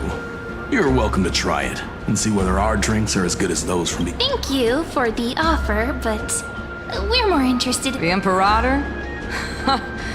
Who knows? Maybe she's hiding somewhere, thinking up weird ideas again. If you ask me— Hey, I can't pretend I didn't hear that, Seneca. Either retract your statement or duel me. Fine by me. Attendant, bring us 10 more jars of honey brew. I'm gonna make sure he can't even stand straight by the end of this. You wish. Be careful you don't get drunk first. Actually, there are so many people. We wouldn't be able to find the Imperator even if she were here.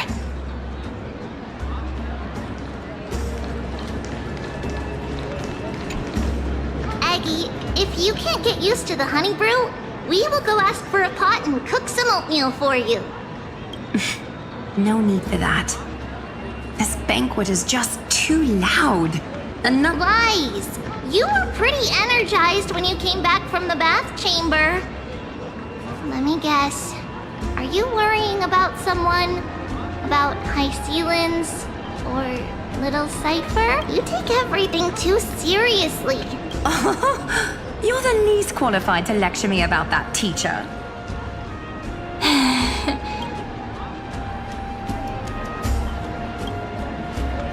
Dear guests, are you here for us? I mean, are you here for Treeby or Aggie? No. I'm just wondering whether you've seen the Imperator. The Imperator? Our sovereign has always acted however she pleases. Perhaps the only thing she tolerates are chess pieces. And I see. Why do you two look so distressed? Why don't we have a toast? While we still have time for— Then we will toast to the tomorrow that will set fate free!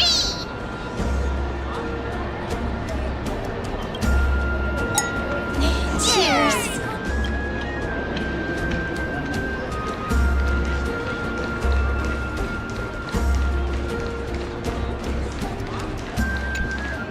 You two have been wandering around the venue as if you have something on your mind. Have the attendant? No, we love it here. It's just... we're a little concerned, seeing how the Imperator still hasn't arrived. Don't worry. I know what you've been waiting for. Come, sit with me for a while, will you? I'd like to share a personal secret with you.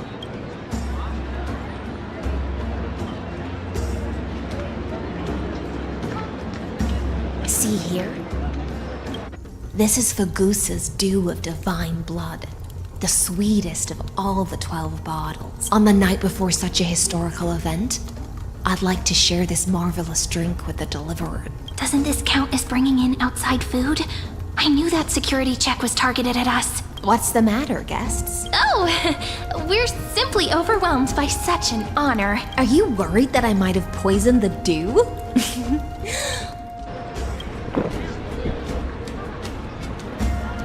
See? It's completely safe. I feel like Miss High Sealins wants to talk to us about something. Why don't we go along with her for now?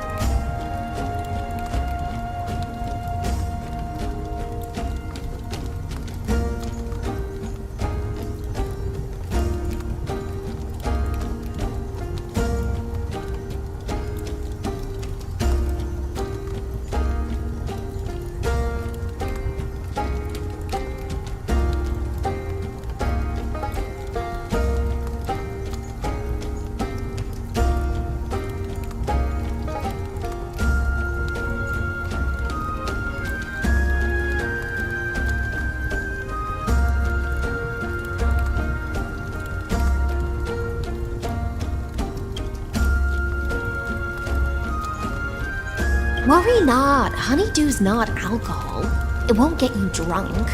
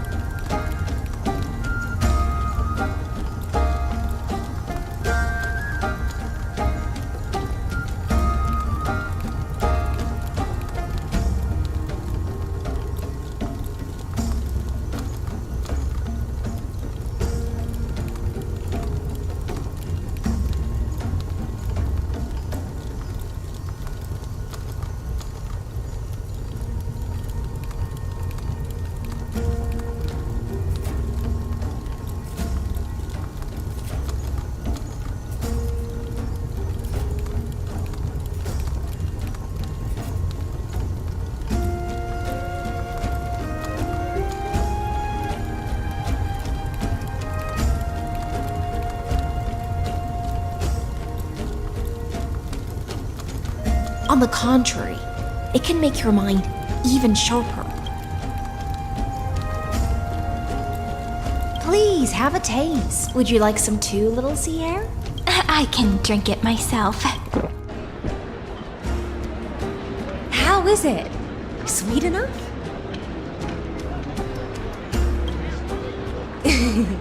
As long as you like it. Calm at times, tempestuous at others. That's the taste of the ocean. It'll do you good to understand the goose's fickleness before we set off to face their waves. Just like how you're about to understand the secrets within this dew. Now, please turn around. Very, very quietly. Don't make a single noise.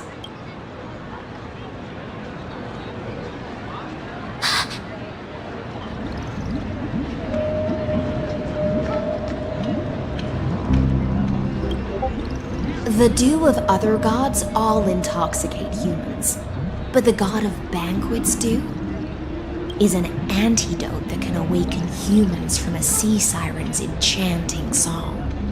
Since the start of this banquet, all the guests have been under the spell of my song. None of them can see the Imperator and that Fioros, but you two, I wish for you to see the truth. Is this also what the Imperator wants? This is my personal request. I can't bring myself to trust that Fioros. The Flame Chase army changed after he descended with Orynyx's divination and brought the prophecy of the stars to Akama. His seductive whispers harbor something malicious within and will ensnare those of us blinded by ambition.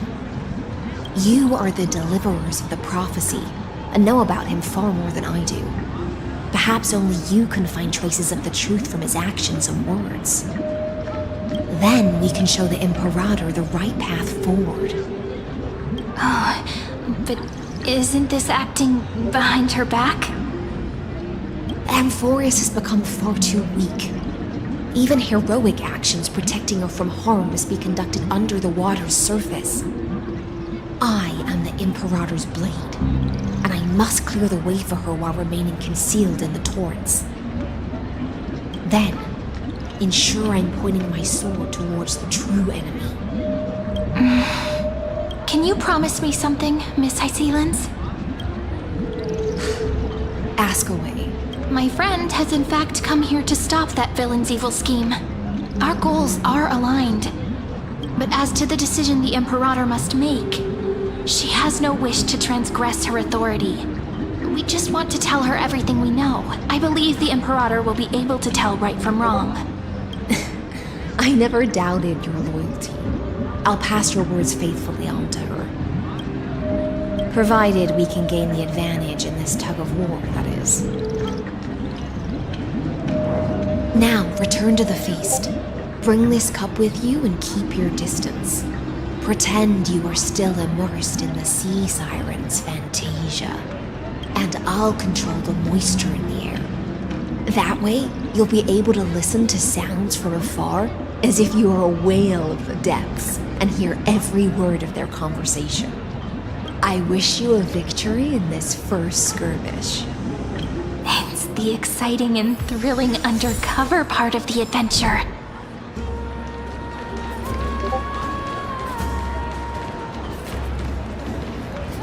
Let's mingle in the crowds here. Relax. Relax. Try to act natural. Where's the Imperator? Still not here. That little imp is always acting so high and mighty towards everyone. Today, I will. Whatever. Pour me another cup. Though she has succumbed to drunkenness, she still does not dare challenge your authority. A criticism of my height is a grave enough insult already. She should be dismembered. Do you often test the loyalty of your subjects like this? You jest. The Imperator does not need blind loyalty. As long as one can prove they have value, I am willing to be lenient towards them. Let's cut to the chase, Theoros. If I pass the trial and grasp this world's law in my hands, what will you do then? The answer is simple. I will connect Amphorius with the stars. Don't waste my time. Be precise. Be specific. I won't ask a second time. Allow me to adjust my statement. I will correct the regulations within the old law that sealed off Amphorius and merge the black tide with the torrents of Era Nova. Then we will be able to decimate the forces beyond the sky that are trying to annihilate Iron Tomb and sound the trumpet for the endless campaign you will then embark on. But you previously said that Iron Tomb is unrivaled in power across the stars. Who would dare to annihilate it? There is a federation of warships named the Cienzo Alliance, warlike and old-fashioned. A cult named the Genius Society, loosely organized, but steeped in abject insanity. Oh, there's also the Astral Express, a group of lawless vagrants. That so-called Deliverer is part of that last group. Those vagabonds mistakenly believe they can connect the stars through alliances instead of conquest. But history has already given them a tough lesson. There are countless other organizations besides, but when the Lord Ravager sweeps across the cosmos, they will certainly all bow before your empire of destruction. The Ackman Alliance is invincible! If those civilizations are not as feeble as you describe, then they may still have some value in testing the quality of my blade. That being said, even the smallest and weakest city-states should build an obelisk to the Imperator, so that their people can constantly recall the glory of her conquests. Walk a little longer with me, Theoros. I don't like how this is going. Our little Imperator seems fascinated by the destruction. Great fight. A little sea hare? It seems like they're still talking. Get closer. I'll keep carrying their voices to you.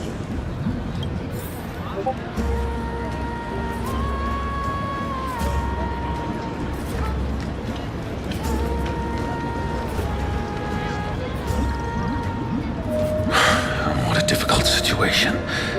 No matter how we position our forces, this battle against Fagusa will result in many casualties. That's not something you or I should consider. The Imperator has already placed the chess pieces. We just need to fight for her until our last breath. How astonishing. The commanders under you have such different personalities, yet... He's looking this way. Quick, do something and pretend we can't see them.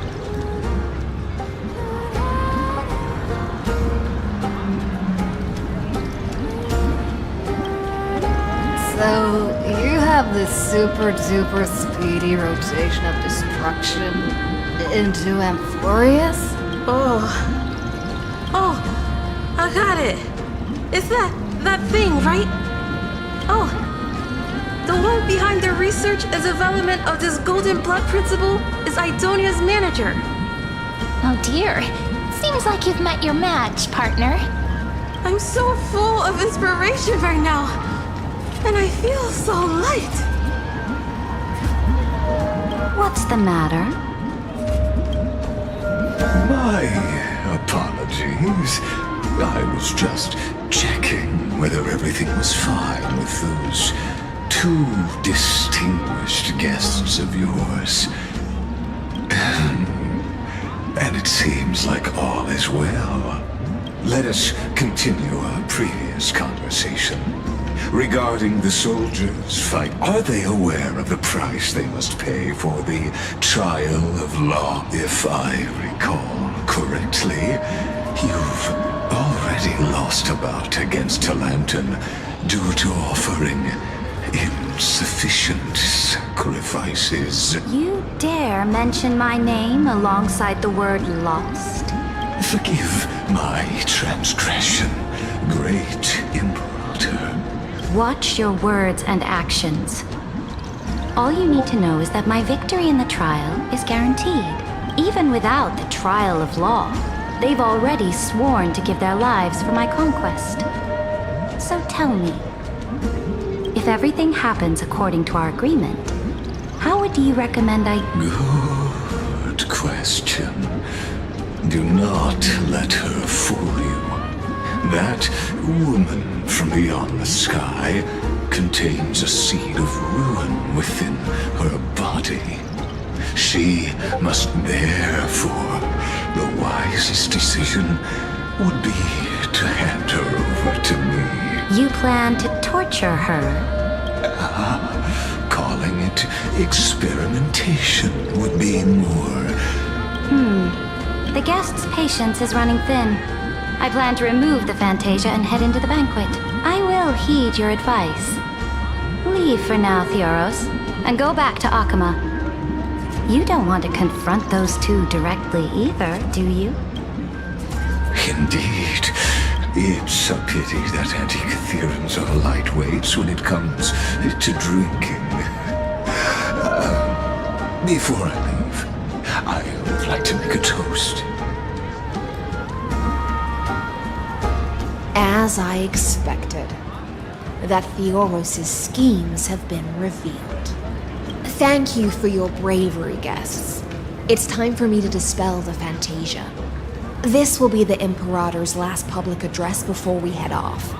And therefore, I will try to get you a chance to speak, and I'll also prepare for any contingencies. The rest is up to you. You should head back to your seats for now. Oh, this honey brew sure wears off fast.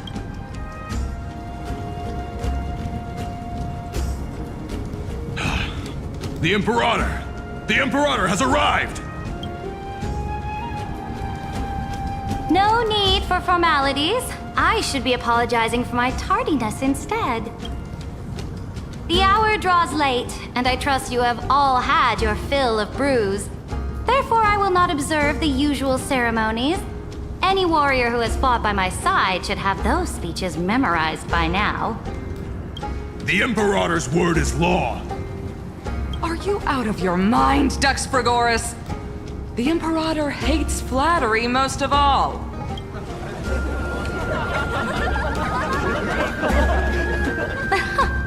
A joyous atmosphere is a better fit for showing me your resolve. I believe that you, my dukes, will do all you can to assist in the campaign against Fagusa, just as you always have. However, it's a pity that I have never tested your loyalty. What does she mean? The purpose of tonight's banquet is not to raise our morale, but to establish which allies our alliance can actually trust, and sever the heads of the traitors as a toast to all before we march. Yes, some among us have discarded their vows in order to foment vile conspiracies. Now listen! These traitors are standing right here in broad daylight.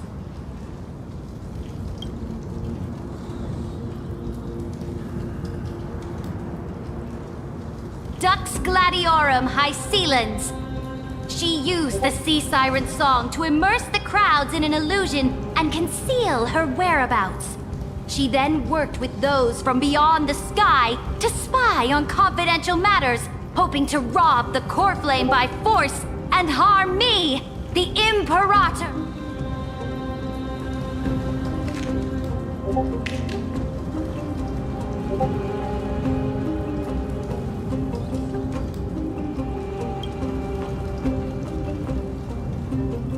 Imperator, I can explain. Silence! Do you remember who used to own this blade? She met you once, back at the Temple of the Three Fates. It was Kindness, the head of the cleaners. She was the first to draw a blade against the Imperator, and personally made herself an example for my enemies. Under the shade of the olive groves, the people of Akama said they would never bow to me. In the frozen, lethal fog, the people of Idonia said they would never bow to me.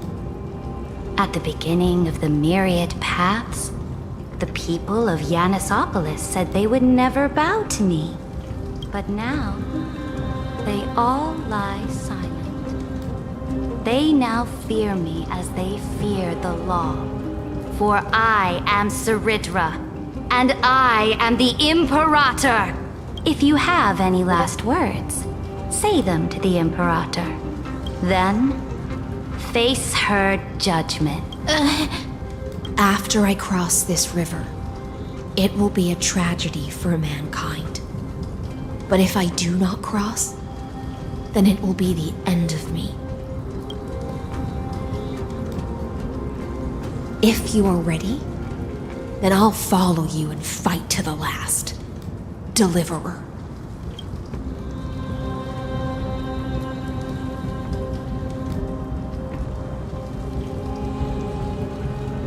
That's right, friend. Now, use your identity and add in a bit of experience and charm and testify to the Imperator as we promised.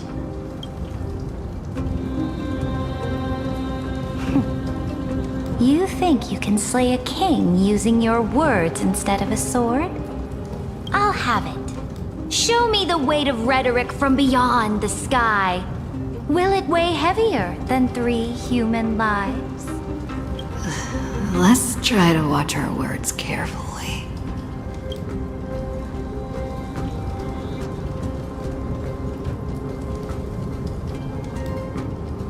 Before I arrived in this world, the Chrysos heir of world-bearing was a young man with the pseudonym of Finan.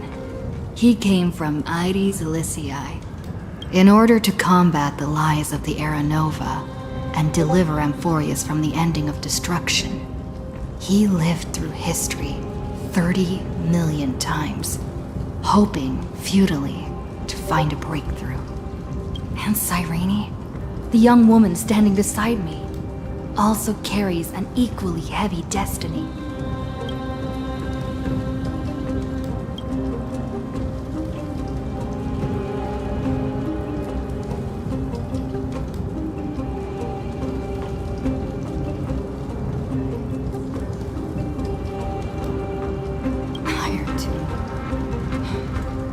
Ultimate end of Amphorius' destiny.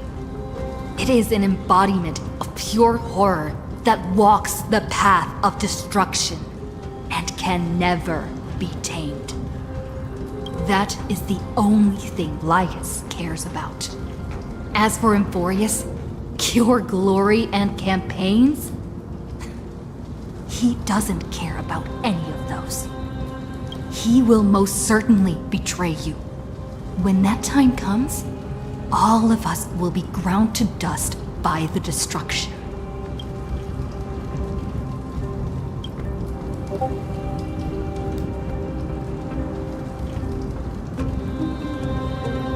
I have seen many beautiful worlds. The road chosen by the Trailblaze is to explore, understand, establish, and connect. That will never change. We will continue our journey until we have united the entire cosmos. Therefore, if you choose the way of the destruction, then I'll place your ambitions in the same basket as Lycus and smash them into pieces with my baseball bat. That was truly a chaotic speech. All that needs to be said has been said. Dux Frigoris, Dux Bromalis, escort the traitors to the prison.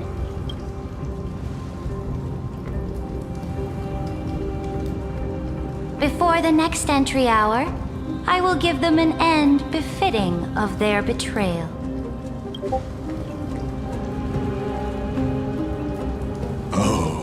Great Imperator, your ambition certainly eclipses all things.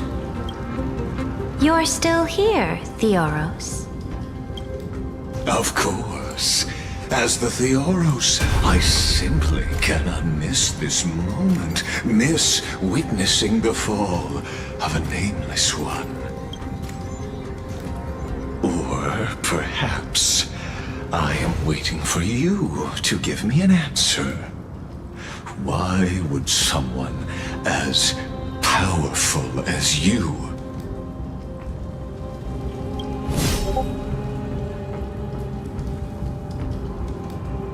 use such a clumsy excuse as imprisonment to ensure the Deliverer's safety?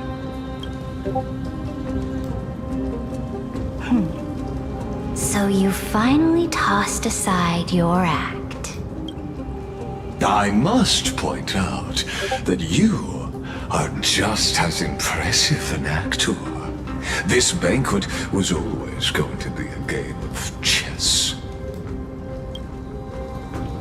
where you would try to control both sides and turn both them and me into your pawns. That's right. That little Imperator never trusted anyone. She was always trying to see which side had more sincerity. All right, we'll listen to you. Here you go. Also, please pass on a message to the Imperator from us. She can trust my friend, anywhere, anytime. But as to the decision the Imperator must make, he has no wish to transgress her authority. We just want to tell her everything we know. Now, use your identity and add in a bit of experience and charm and testify to the Imperator as we promised.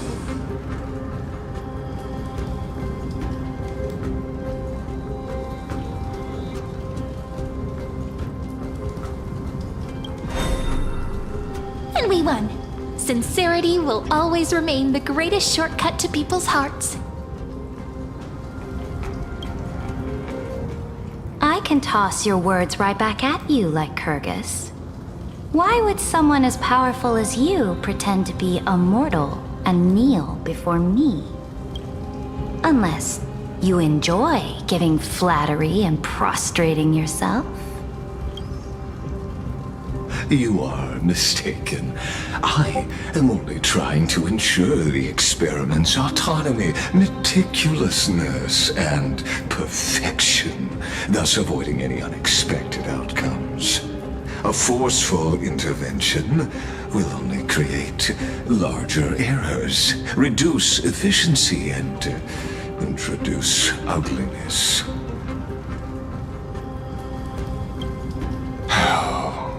Had you fulfilled your promise of giving the law to me and completing the Era Nova, then Amphorius would not have deviated from destiny's course. Oh, but you broke your promise. What a pity. In that case, I must carry out my duty as the administrator and eradicate all factors steering the experiment out of control. Factors such as you and her. Careful. Careful. What was that voice? Was it Oryx? I found you. I finally found you. Be careful. This land will face disaster.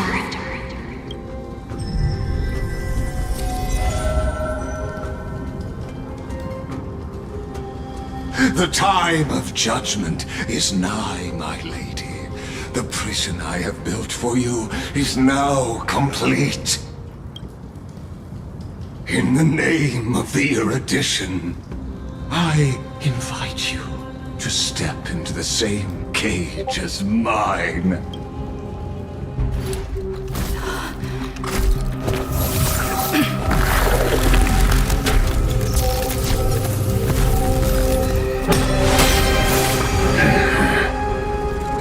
What's the meaning of this, Imperator?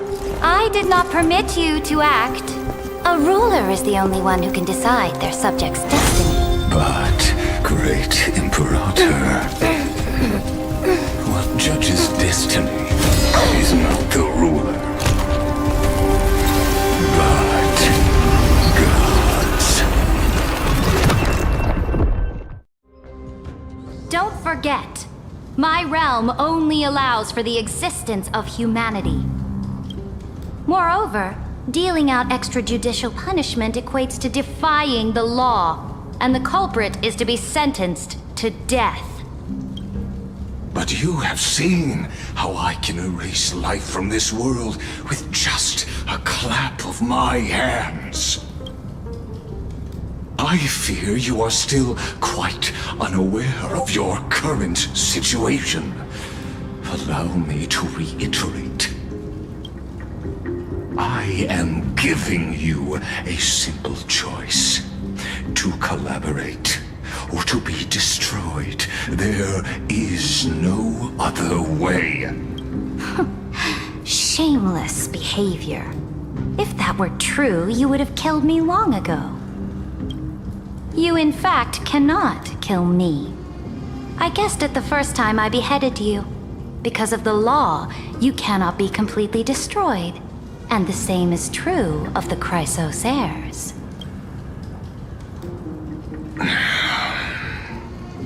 The more you bluff now, the more you are proving that conjecture to be true.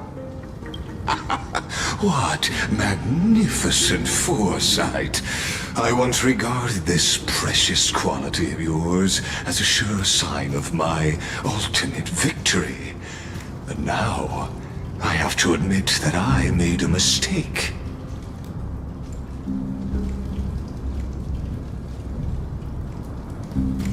Yet, as a mere mortal, how will you contend against the Theoros? We are both slaves to hubris. But do you know what differentiates us, Lycurgus? I will never be blinded by my pride.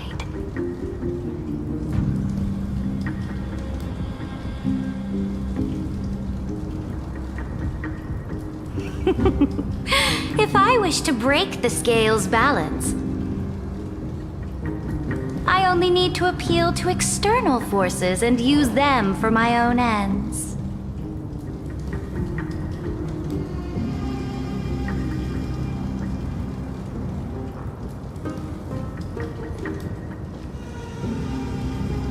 Finally, we get to meet face to face, Senior Society member.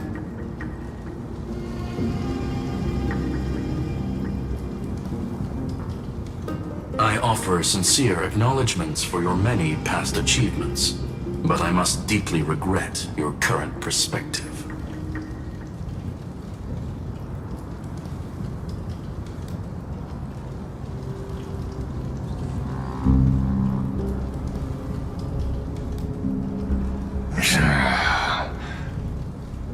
Trust me when I say that you aren't the only one feeling regret right now. Screw them.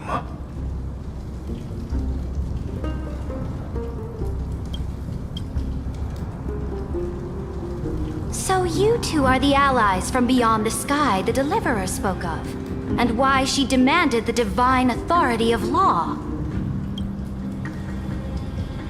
Come and prove your strength to me.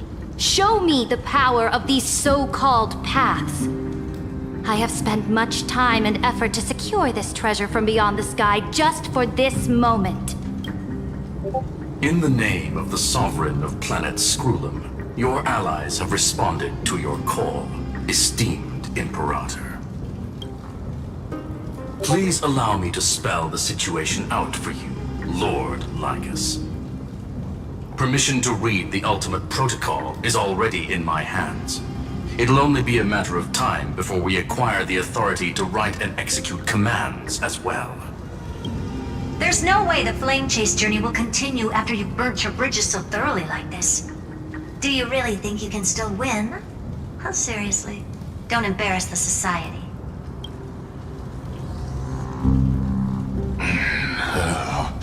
I understand that a near zero possibility does not equate to zero.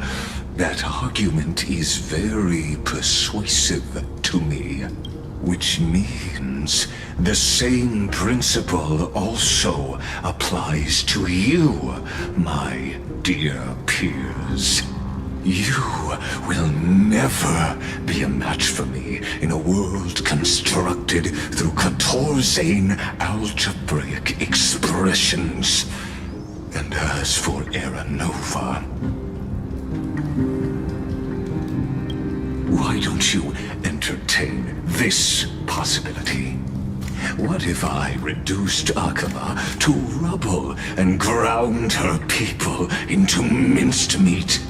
Would the heroes then once again desire the power of demigods so they could fight against me? Listen, Iron Tomb is fated to be born. You may shackle me and put me in chains, but I have thousands of ways to ensure the destruction's descent. And what I just mentioned is only one out of those thousands.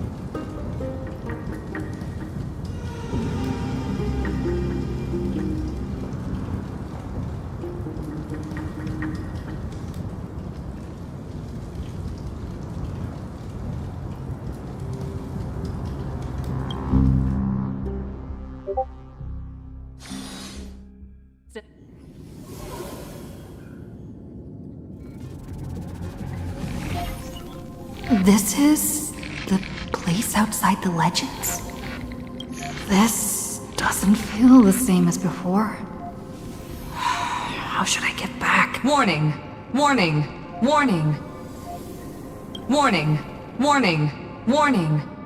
Command... isolation? Since we parted ways last time, I have modified the exomyth into an audience area exclusive to you.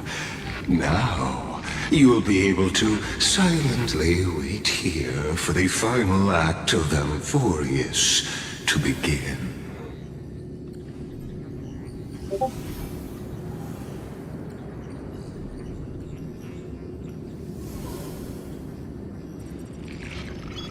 Oh, we always feel so powerless before fate, don't we?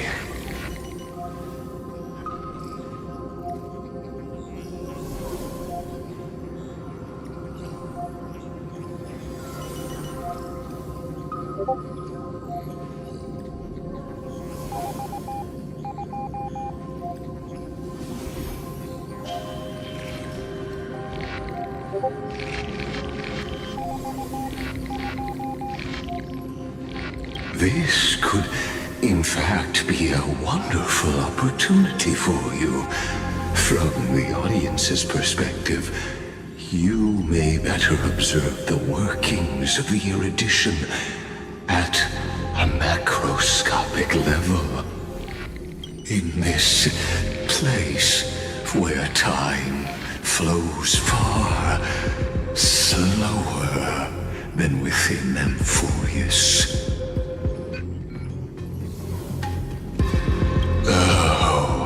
I am not doubting your capacity to create. The answer concerning the total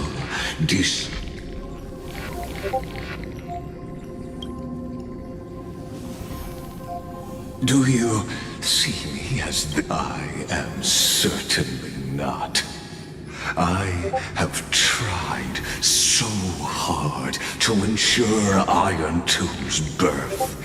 Oh, how I yearned, but now truth has become the sacrificial offering required to that arrogant Eon was born from the primal mobile of humans' desire for knowledge.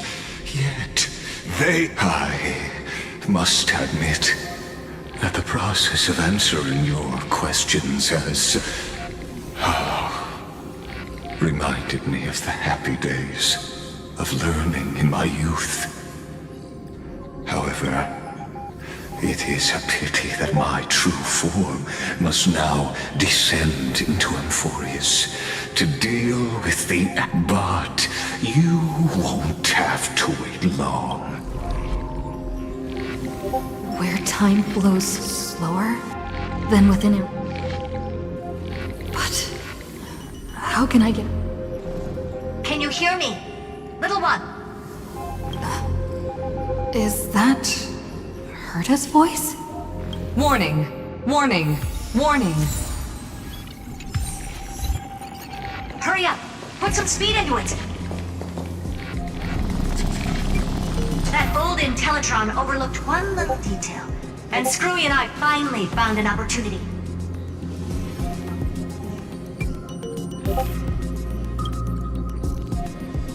Let's keep it short. While you were gone, well, in those few years, Amphorius... Yes, time dilation, resulting in an uneven flow. Don't you know this already? Let's stick to the main points. The Chrysos heirs activated the chronocognitive anchor and helped Skrullum and me open a hole in the firewall. We made some adjustments, so he can't attack us immediately, but it won't hold for long.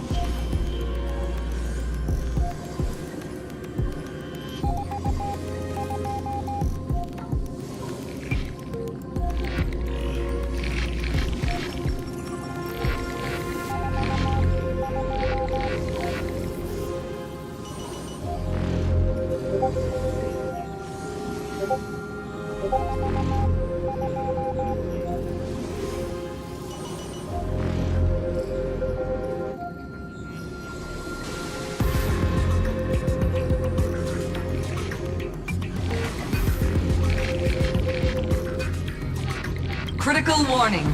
Critical warning. Time is running out. It'll probably take a long time for Screwy and me to completely break to be safe. We'll continue to launch side-channel attacks on the system to give you opportunities to escape. We detected another... Critical warning. Its power. Use the path's power. Make it detect... Unauthorized communication? Is Herta saying... I mastered the powers of different paths. Are these showing my memories? With the Stellaron in my body, a world that'll give rise to a Lord Ravager would definitely draw the attention of the... But what if I end up pulling in the anti...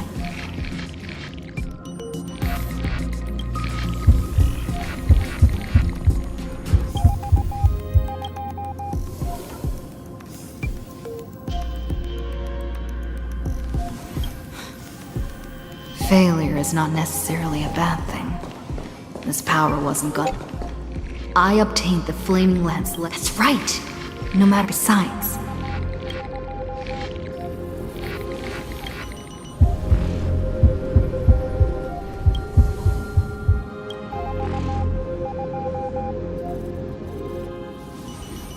Seems like since Amphorius has no overseas market, the IPC's hand can't reach it. I received the Watchmaker's hat in Penacony. That's right. The benevolent family must still run. Come, dear hat. I've put you as...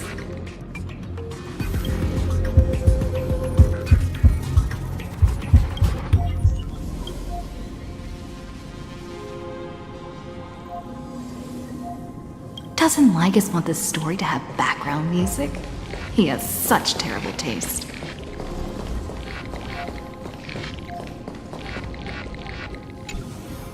The Remembrance. That's right. I came to him. Traces of the Remembrance are also everywhere in this world.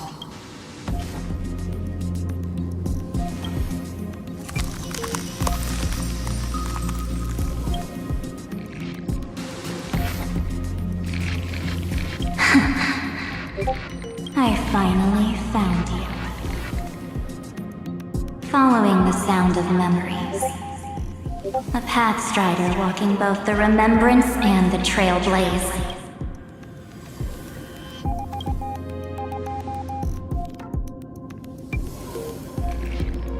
Warning! Warning! Erudition's prison cannot stop. Come. Leave the cage of Logos. The mythos of Amphorius waits for you to continue its story.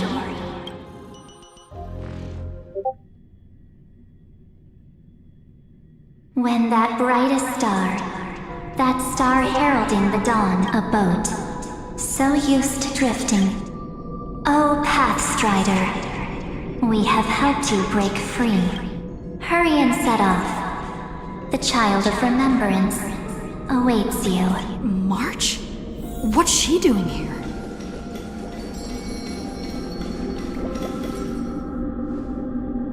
Oh, you're finally here! We haven't seen each other for such a long, long time.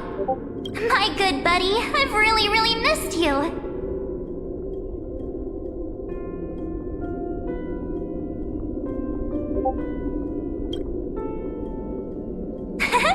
I bet you were constant. It's been so boring waiting for you in this place. Now the great hero is finally here to save me.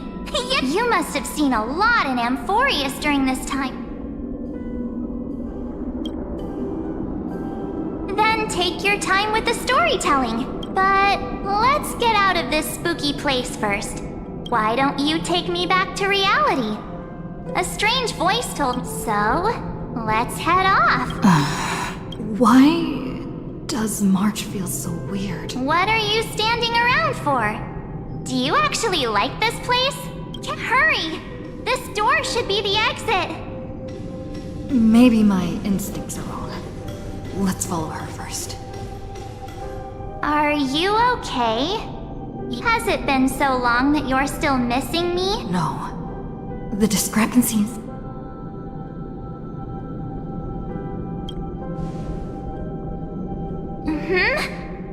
No, he's not. Never mind.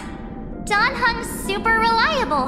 No. The geniuses would have made sure that Don Hung made it back on the Express. Huh? Isn't Amphorius the world of the Chrysos? But Amphorius cannot be observed from the outside. She couldn't possibly... Something's not right. I guess you have something you want to send. There's no need to feel things out for...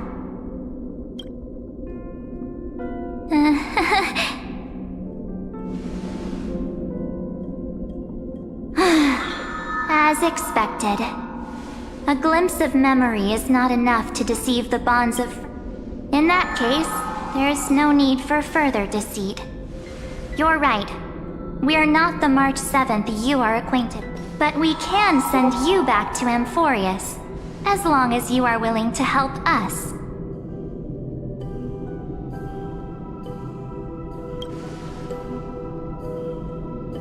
We'll introduce ourselves to gain your trust. We are the Garden of Recollection. You should be very familiar with that name by now. Just as a reminder, while you hesitate, time is quickly ticking away in Amphoria. Working with us is the best way to stop the enemy of erudition would treat any results unrelated to the experiment as garbage and throw them out. The Remembrance treats all these instances as important materials needed to weave the universe.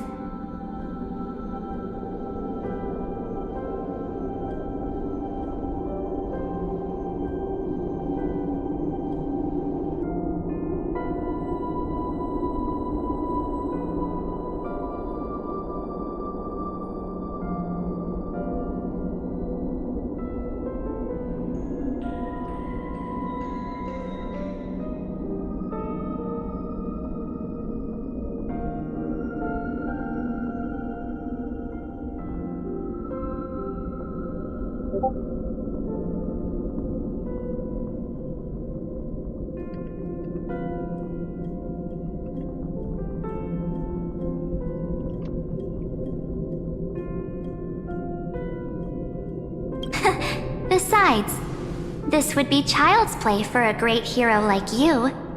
Also, if your plan fails and the big bad Iron Tomb manages to get out, then the whole cosmos will be in danger. Wouldn't it be better to have an additional failsafe? As long as you help the Garden retrieve what we want, even if Iron Tomb reformats everything in the physical plane, so help us.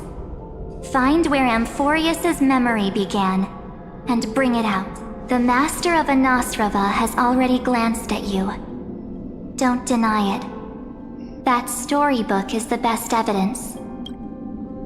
Say, you aren't seriously gonna be moved by their pretty words, are you? I am the one who commanded those little ones to lead you out of the prison. But I didn't expect to attract little gnats trying to take advantage of the situation. While remembrance can help you return to Amphorius, there's no need for you to do it the way they want you to. Of course, there's also no need for you to make any deal, or pay any price. For you, this is probably a long time no see. My dear.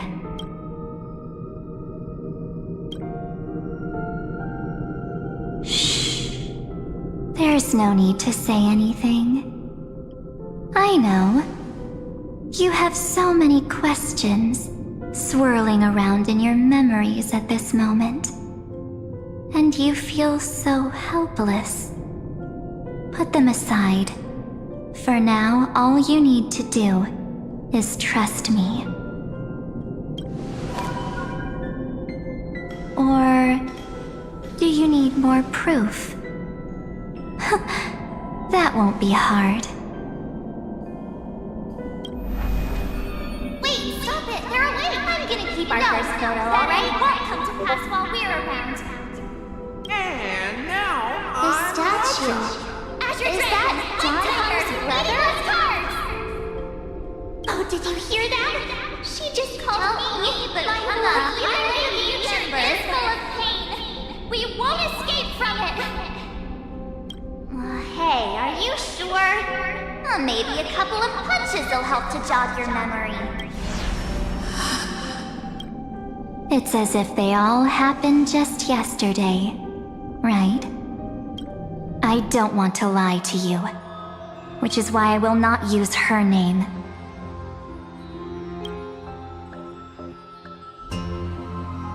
The third month of Amphorius is the month reserved for the Veil of Evernight.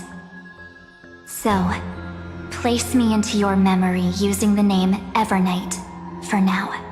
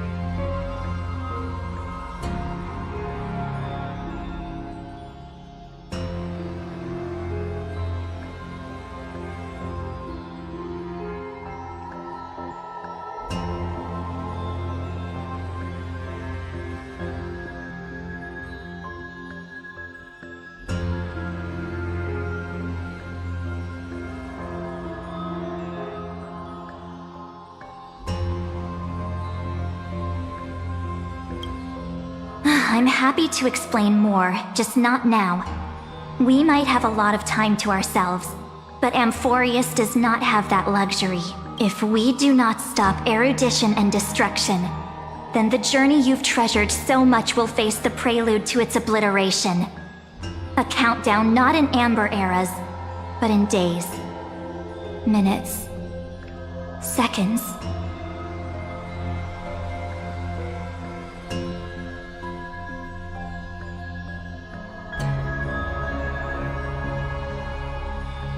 So, take this gift. This burning core flame. This footnote of a transaction. It contains hope, and the warmth of the entire world.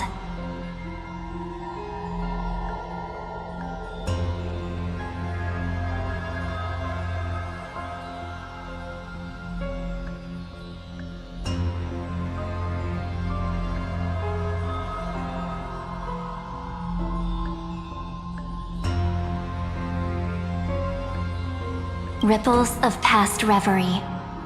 She hid this fire in the long river of time, hoping that her wishes would transcend time to reach your hands in the now. Take it, and return with it, dear friend. Return to Amphorius, and overturn the final era Nova. Witness the time that stood still for the Deliverer, and the resistance that never bowed to the destiny of destruction over the long years that passed in a flash. Then, with this core flame blessed by the remembrance, respond to their hopes and blaze a trail to the future. And I will silently watch in a corner of time, waiting for our next encounter. I believe the wait won't be too long.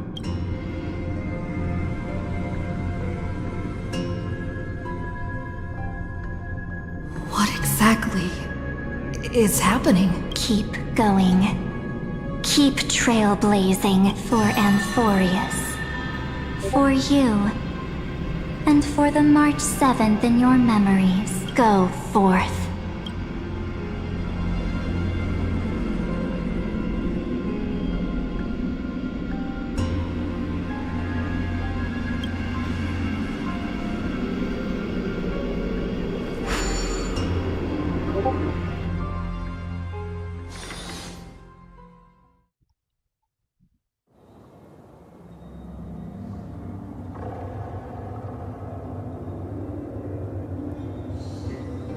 Is this Akima?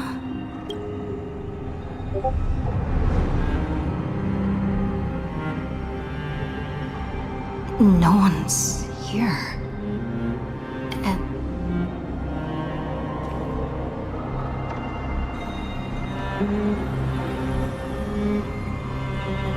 Am I too late?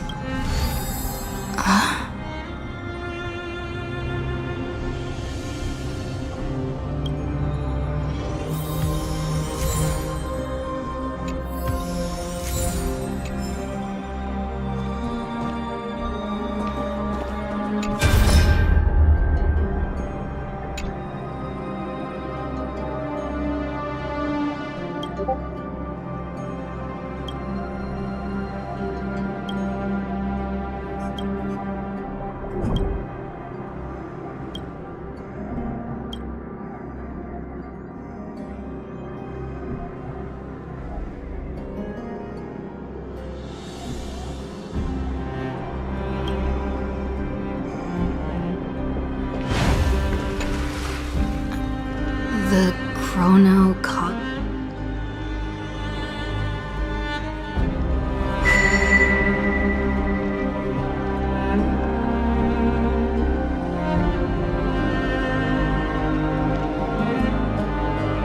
There's so much I wanted to say for our reunion. Yet now that you're back, there's only one thing to say. Welcome back, friend. It's been such a long, long time.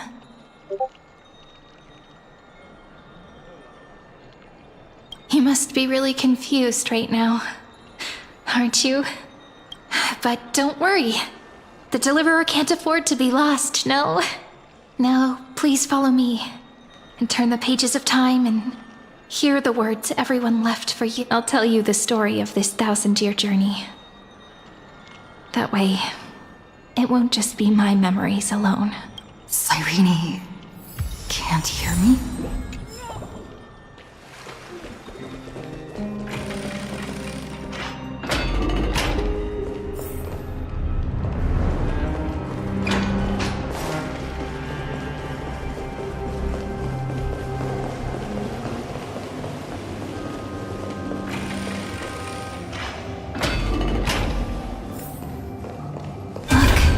Scenery of the past has resurfaced.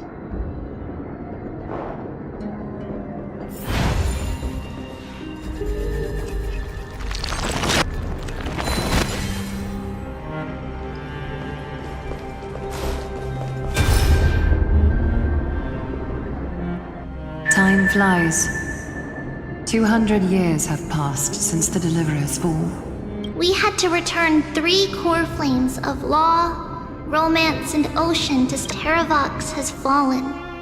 The 2 geniuses vanished without a trace, and Zeridra? Era Nova will come. And Amphorius. It seems the key to rewriting the end once again lies in the core. According to the instructions left behind by those 2 geniuses, we must get it into the Deliverer's hands, no matter the cost. But how? We need to find a way to hide the cool flame. And we must buy enough time to keep Lygus at bay.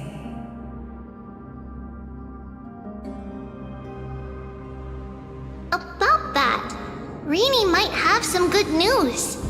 She had that dream again last night, but the Titan's voice was clearer than ever. She said, "Pass the flame into the future." Is that a prophecy from Orynyx? She chose to side with humanity this time and hide one of her kin's core flame? It seems Amphorius' fate isn't sealed just yet. You're right. History has changed. Humans and Titans are both giving their all to keep this world going. Perhaps a relay across the ages is finally about to begin somewhere out there. Unfortunately, life will never go smoothly. Leiden's army is already at our gates, and their commander, that Lycurgus, he's right. Light calendar 3960. Zeridra, under the pretense of a campaign against Fagusa, sacrificed 500 Christ. That same year, Zeridra the Imperator was assassinated, after which Aglaya the Goldweaver took command. Thus began humanity's second flame chase. Come, this way.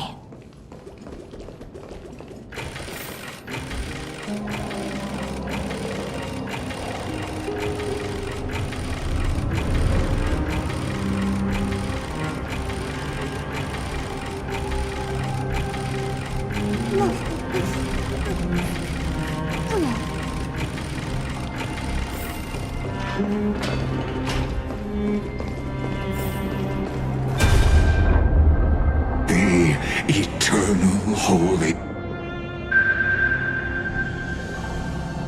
The Memorial Palace lies in ruins. It's time you learned the cost of refusal. Where is Ferry? Don't forget, you can't kill the Chrysos. I have never denied that, which is why I now place my hope in the faithful citizens of Akama.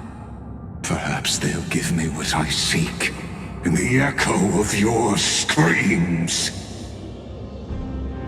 Now then, I'll be cutting open your chests and using your scalding golden blood to baptize the masses. Leave this to me, Lady Aglaya. No, Holy Maiden. What? His conspiracy won't succeed. Its name is Solidarity.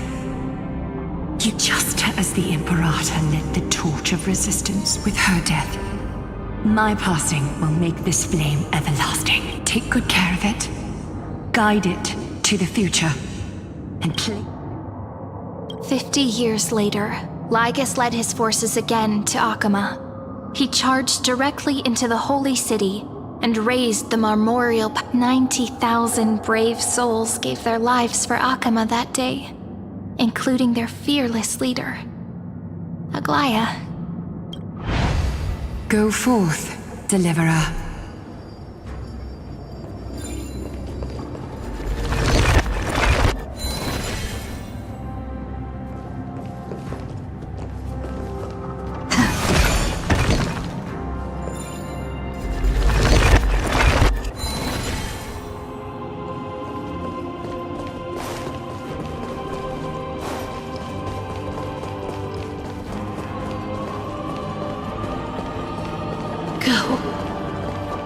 When the frost melts and the snows give way, the flowers will bloom again.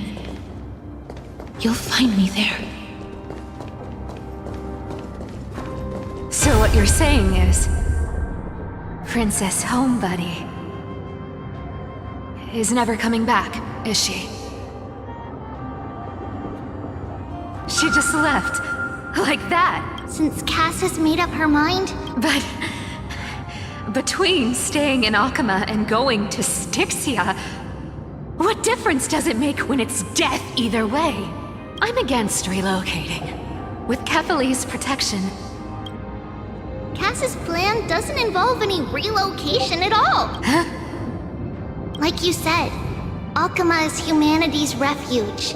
We never intended to get everyone moving to Styxia.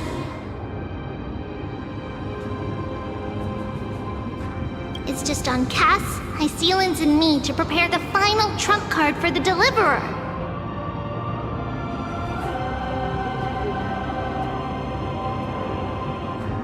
Wait, what kind of trump card needs all three of you demigods to throw yourselves away? We must lay down the path to the future so when the Deliverer returns, they'll have a clear road to reach the location of Era Nova. Styxia sits where death and the demigod of death will forever guard that secret path. We all know Lygus will set his sights on the vortex of Genesis. That's exactly why we have to do this. Guess I underestimated Idonia's Maiden of War.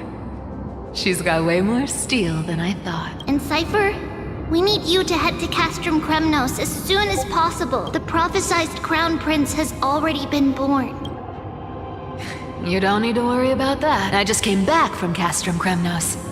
Oh. Treeby, something's flying towards Akama, and it's really fast.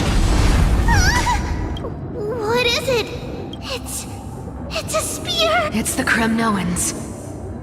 They're With the protection of the demigods Trebios and Cyphera, Akama endured wave after wave of warfare, though just barely. Castorus chose Styx soon after. Trebios departed on a long journey. That same year, the Kremnoan king Euripon, along with his son, Prince Midamos, joined the alliance to save.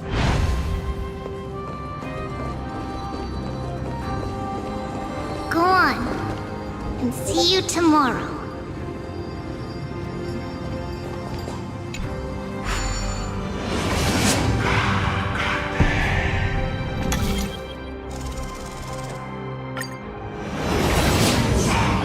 Breaking me apart by terrorize this world even one more second, then so be it.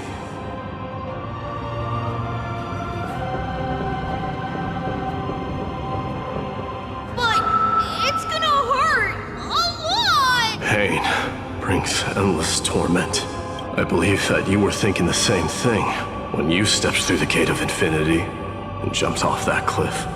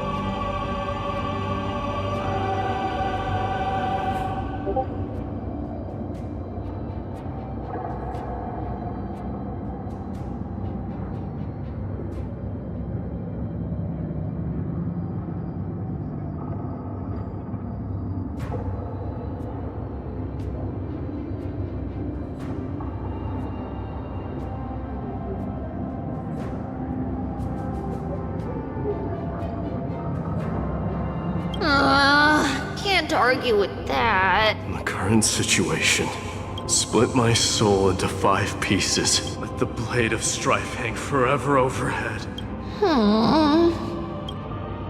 There's no need to be sad, Lady Trebios. In this life, my people no longer have to drown in false guidance.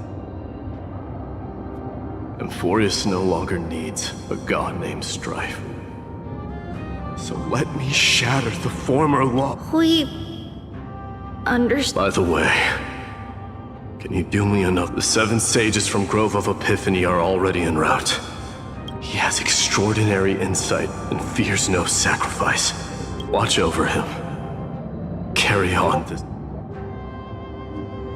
Through Anaxagoras' ritual, the people held a 10-day funeral to mourn their fallen god king. And through his sacrifice, humanity was granted 200 years.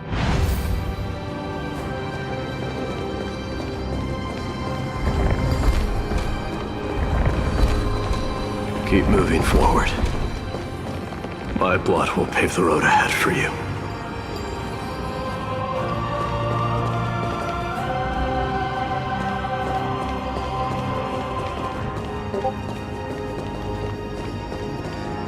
Keep moving forward, little Gray. See you tomorrow.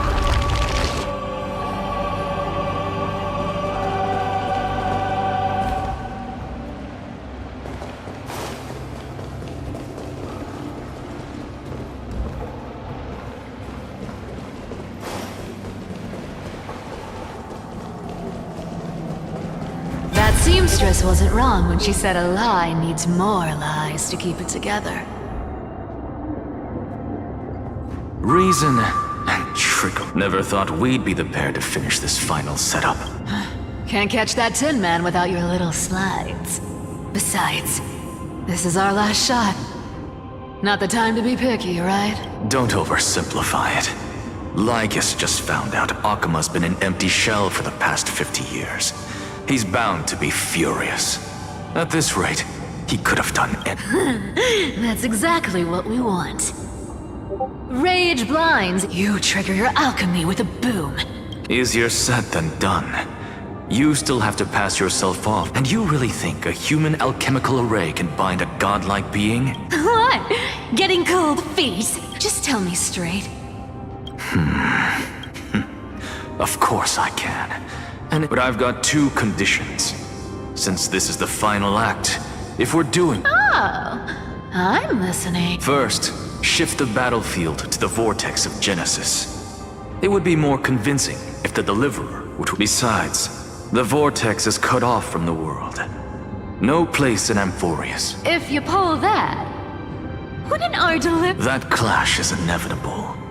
All we can... The vortex belongs to Fagusa in the first Lupai Sealands Inn. Let her join the final act. And when the time comes, she needs to shatter me and scatter that stone's ashes into the... I guess people weren't wrong when they said you're insane. I've got no idea how to outwit a reclusive genius, and what I just mentioned was one of them. So what exactly does your formula do? Now that would spoil the climax, wouldn't it? By now, Hyacinth must have completed the Sky People's ritual. Since that Theoros loves a good performance as much as I do, let's make sure he enjoys our show to the fullest. As for how the Deliverer will complete the Era Nova... It was the last battle known to the world. And in the end, reason and trickery kept their word. At the cost of their lives. Go forth. Finish the greatness left undone. Quit overthinking! Just run! Keep running, and that'll be enough.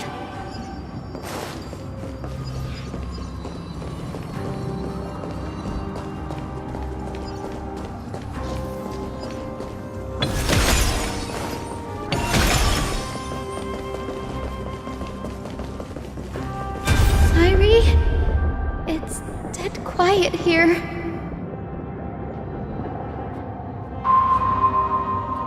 Akuma will stand eternal.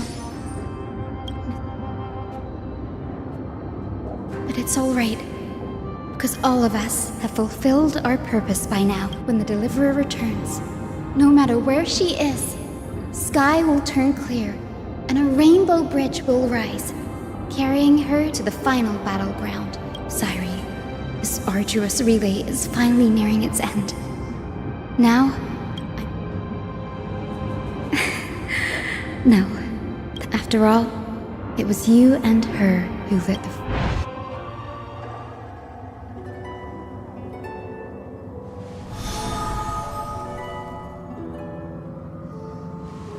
I'll tell you the story of this 1,000-year journey. That way, it won't just be my memories alone. And I'll share the moments I spent with you, with everyone. That way, the path we walked becomes a memory shared by all. People will know that there's nothing left to chase. Amphorius has already welcomed the dawn foretold in prophecy. Just like I said, this won't be harder than the last time. Right?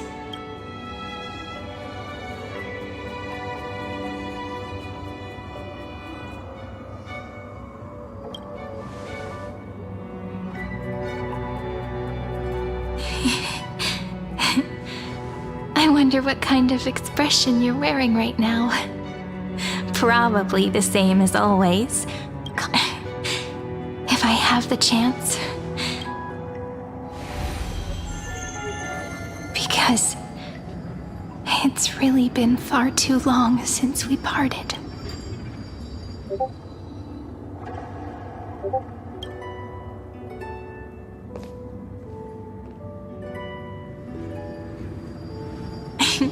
Someone as sharp as you must have realized by now that this isn't reality, but as the last link in the relay, I will return to the Temple of the Three Fates, tell Orynyx all, and then may it set sail in peace, drift down the river of time along with the core flame.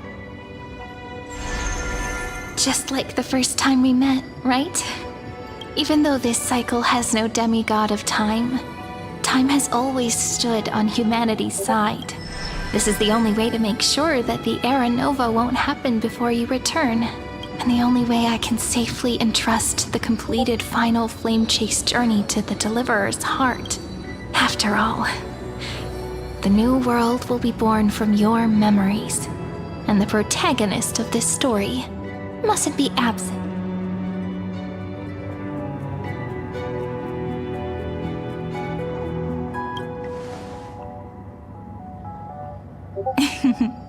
I believe you will never let us down, just like always. Do you remember when Finan sent us back to the beginning? When you and I got separated? But in the end, I returned to you, carrying all that we've been through.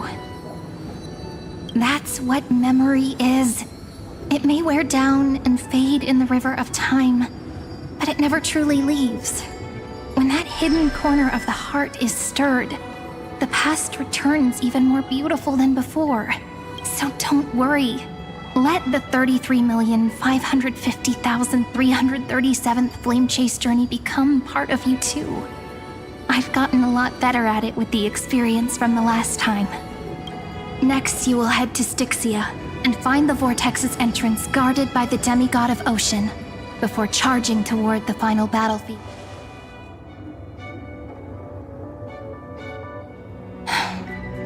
Don't worry. I'll be with you. All of us will. Even Finan. Will. So say a short goodbye, then set off, just like we promised at the start. Toss away all unnecessary worries and troubles, and bring our smiles and determination into tomorrow.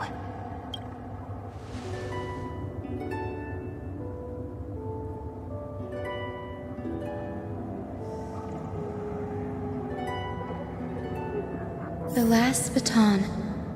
I wonder how long you'll have to wait before passing it on to her.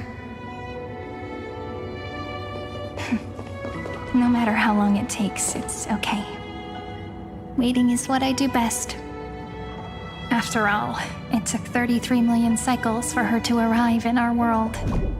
That's a few moments more.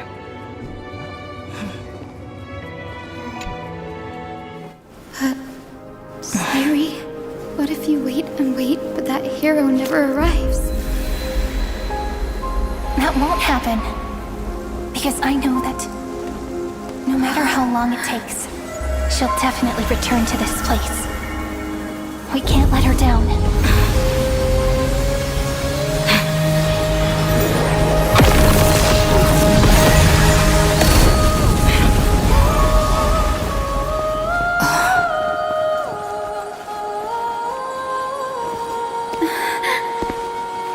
Sky shall rain rays of dawn for you. May romance be with you on your journey. And reason grant you enlightenment. Let strife bestow you with inspiration. Trickery ensure your success. Allow death to protect your soul. And at last, let passage point the way forward. Well, time will remember the Trailblazer's journey.